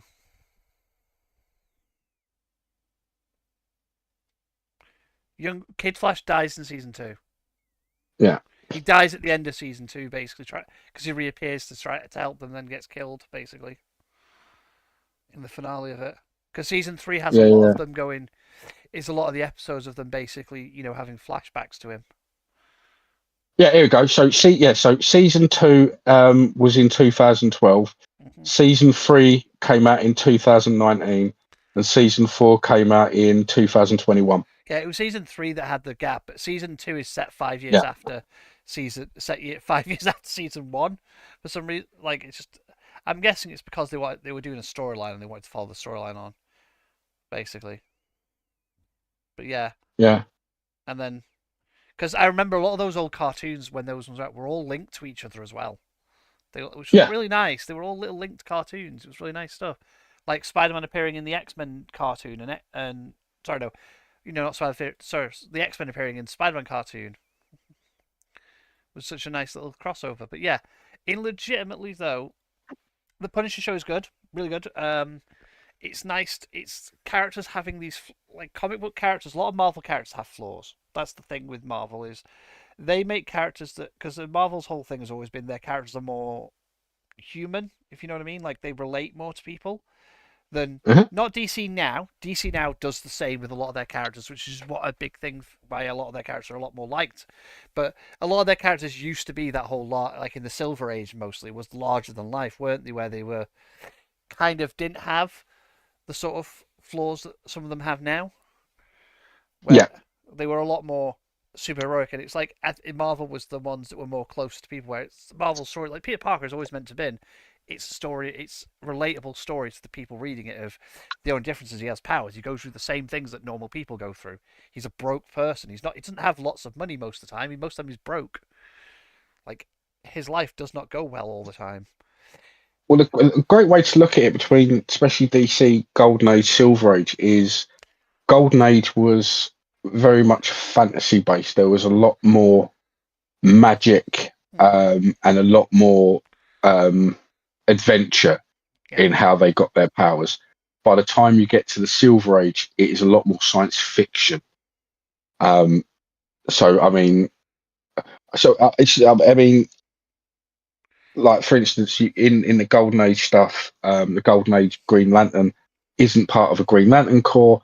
The original ring and lantern was made by a wizard who found a green glowing rock, and he turned it into that.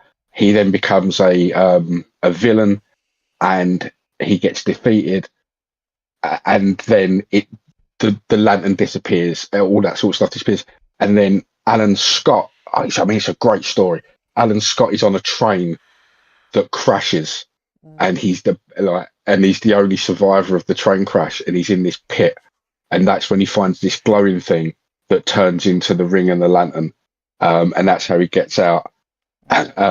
So that's why, and in modern day comics, when they introduced him in, they actually do point out that his ring is different. They always point out that his ring is different. His power set is slightly different to the other Green Lanterns, because where their rings were created on Oa using technology, his ring is actually magic based, not technology based. So he actually has technically a different power set. And that's why Jade, his daughter, has, when she inherits the ring and actually does, she can do different things to the other lanterns, but then she also encompasses at some point the ring and the lantern into herself. And I can't remember what she gets called, but she doesn't need to recharge. She doesn't need to do anything because her and the ring are combined. But one of the things that weirdly enough did cross over for a little period of time, but in a different way, was well, not really. So in the modern day versions of the lanterns, up until they did a big change, the scientific version, the Green Lanterns couldn't affect anything yellow. And this was to do with the parallax infection within the Green Lantern Corps. Something that never changed in the original Alan Scott Green Lantern, and it became a problem throughout his entire run, was he could not do. His big weakness was wood. If it was made out of wood, he couldn't do fuck all to it. Like, or at least he couldn't defend against it. So, people could shoot him with a gun, attack him with a knife, and his shield would just bounce it off. But if they come at him with a baseball bat, it went straight through the shield. What you mean is, Went so straight what through you're his saying is comfort. he's a vampire and throw a stake at him. Pretty much. I mean, he could be staked. Yeah. Stake him. Get the Green Lantern. Get him with a stake. No, not a stake. And although I'm going to say in the modern comics, but this was like still decades ago, there was when the Justice Society and the Justice League sort of become intrinsic again, thanks to the molding of the universes. So I mean, this is like stories from 20, 30 years ago now. There is a whole fight where Hal Jordan is fighting alongside Alan Scott, and he gets taken out by a baseball bat, and he's like, "How?" He's like, "Well, I can't defend against wood." And he's like, "Well, to be fair, I had a similar problem with things that were painted yellow." It's just the sheer fact that it's like Alan Scott's doing all this badass. Some dude runs in with a baseball bat. Oh shit! No, not the baseball bat. Yeah. Oh no, he's got a broomstick. Oh god, shit! Run. But yeah, to go on to the last topic of today, which is gaming, and the announcement of an amazing game that I'm really excited for. By the way, is Aliens Fireteam Elite. Well, yeah, the previous Fireteam game was pretty good. I didn't play it as much as I should have done, but it was definitely fun. Oh yeah. Well, the new one, 4-player co-op, biggest change. And I'm looking at a screenshot here, Jax, that I'm just going to download and I'm going to put on the screen. Okay? All right? I'm going to put this on the screen because it needs to go on the screen, but I'm going to just replace this topic, this picture with it, okay? But does this remind you of a certain toy?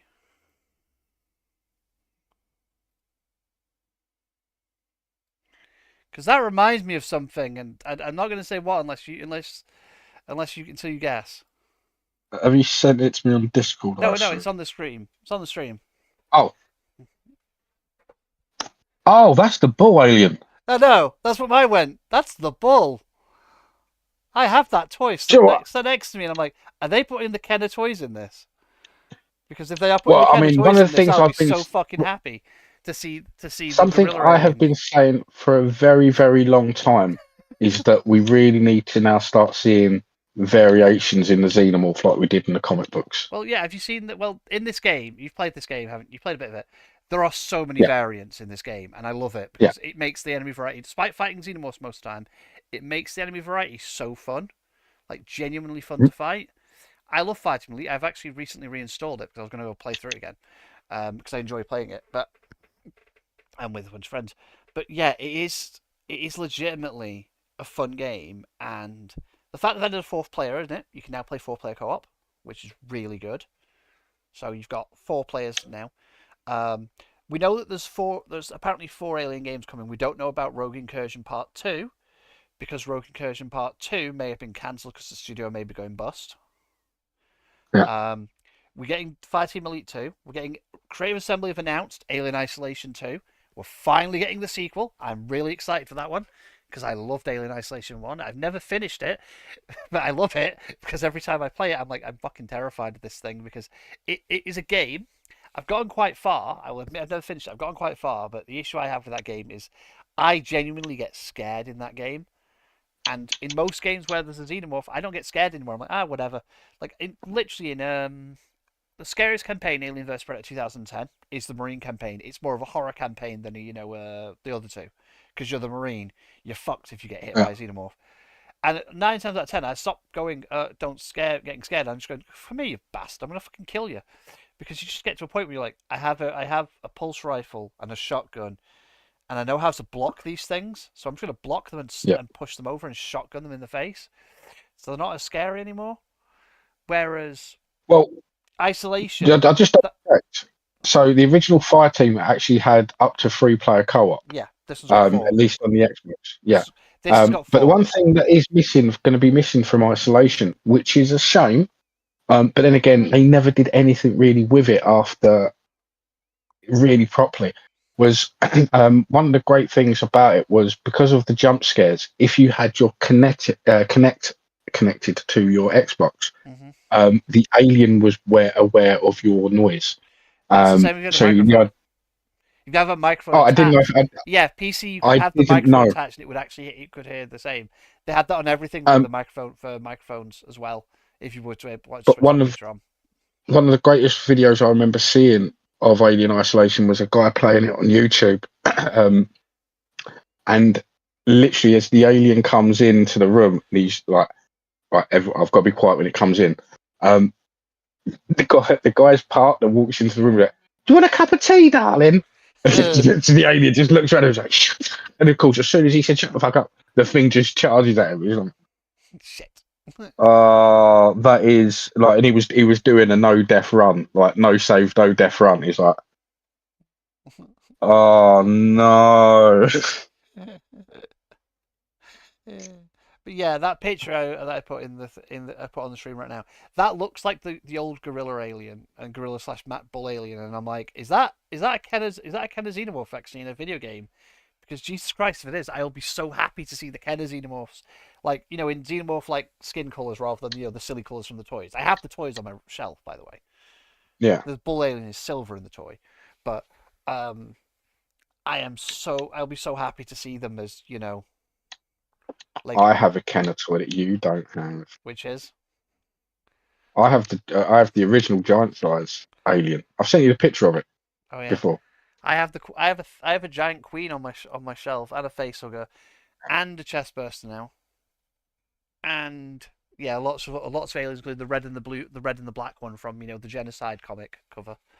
Yeah, I have so many. I have a lot of aliens. Yeah, this is I just remember burning there our being a toys. slightly translucent orange one that I I've got used to have. got that one. It's up there. Yeah. I also have the mantis.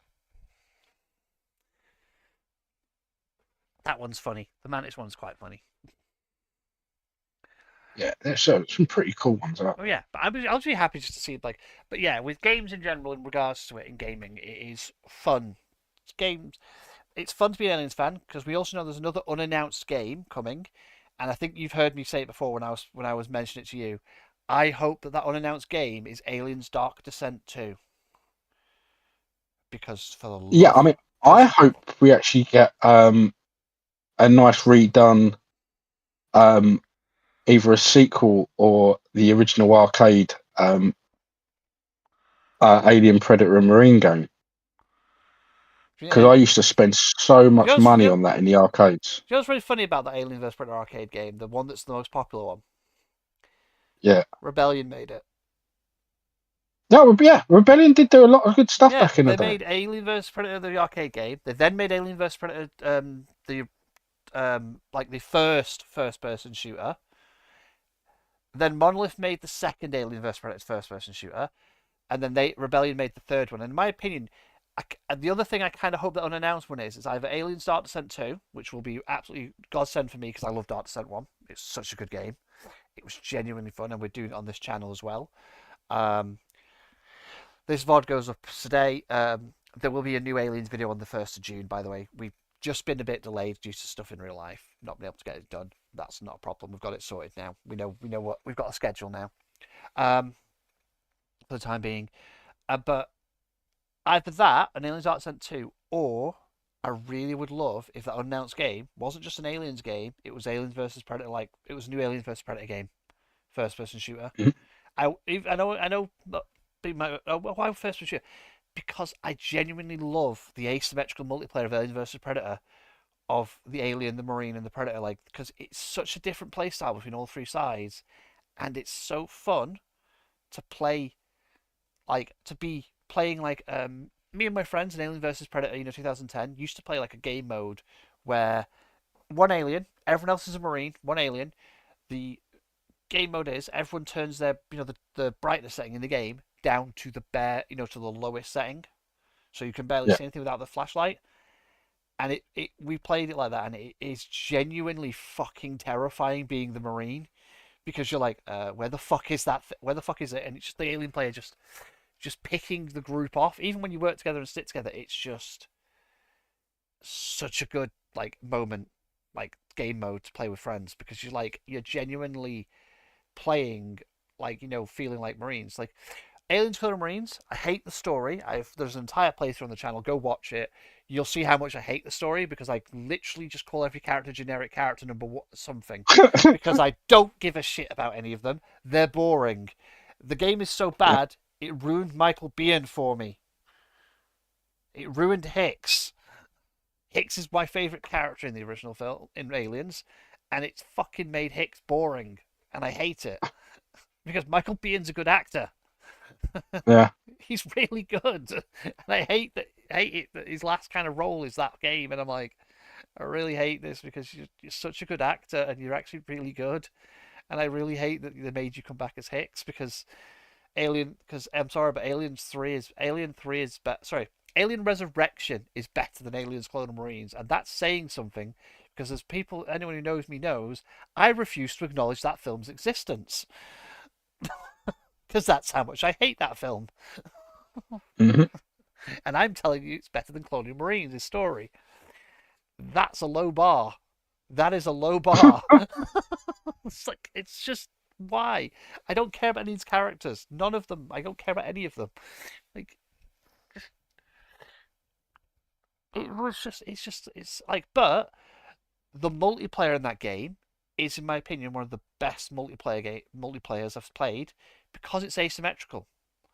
And I'm sorry, but I actually prefer asymmetrical multiplayer games now to the ones where both sides have the same stuff. Because no offense to like Call of Duty, Battlefront, Battlefield, and stuff like where everyone has the same shit. You know what I mean? But both sides are just different skins, basically. You know what I mean? Um, don't get me wrong; they're not bad games, but to me they're boring because I like the idea of you have to defeat a side that has something different to you, like the old Splinter Cell multiplayer. Do you remember Chaos Theory? Yeah. Like the multiplayer in that where the spies versus mercenaries. Mercenaries in first person, the spies not.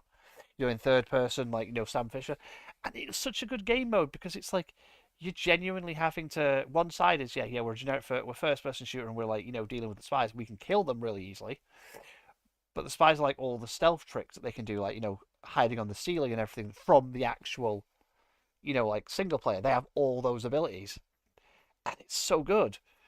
It's like Evolve was so good because it's asymmetrical. Dead by Daylight is a decent game because it's asymmetrical. Like asymmetrical multiplayer is just more fun because you've got to adapt to a challenge to a side that plays completely different from you. And if it's like a 1 versus 4 ones, like some of those games are, like Dead by Daylight or Evolve and so on, that side that's on their own has should have advantages to make, has advantages over the side that doesn't, that's got a team. You know what I mean? Yeah.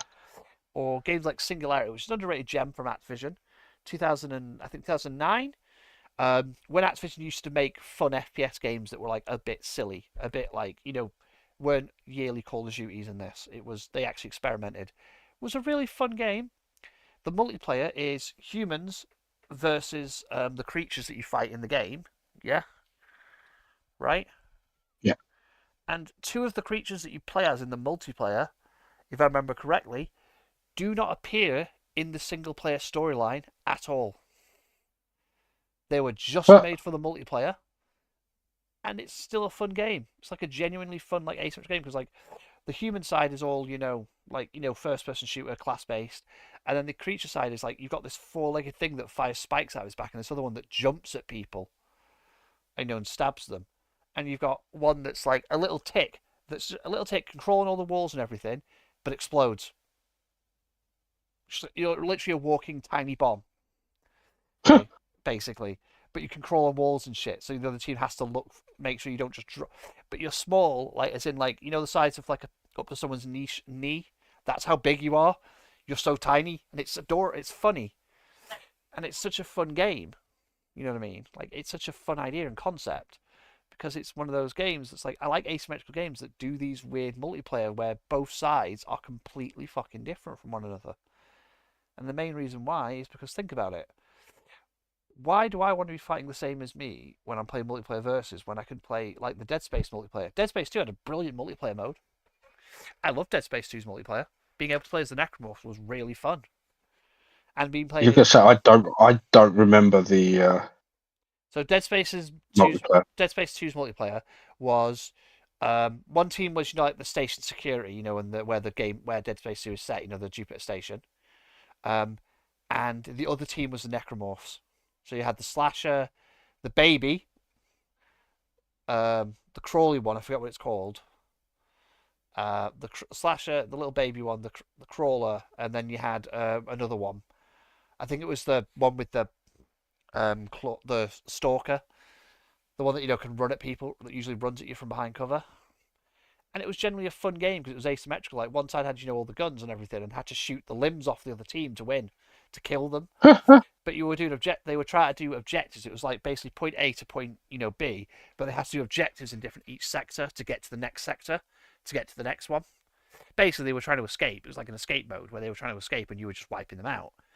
And it was generally just fun. It was like just a fun game idea of a game, and it's like, yeah, we need more games like this because honestly, the same old of me being two first-person shooters fighting each other is boring, or two identical, like two identical sides fighting each other is kind of boring.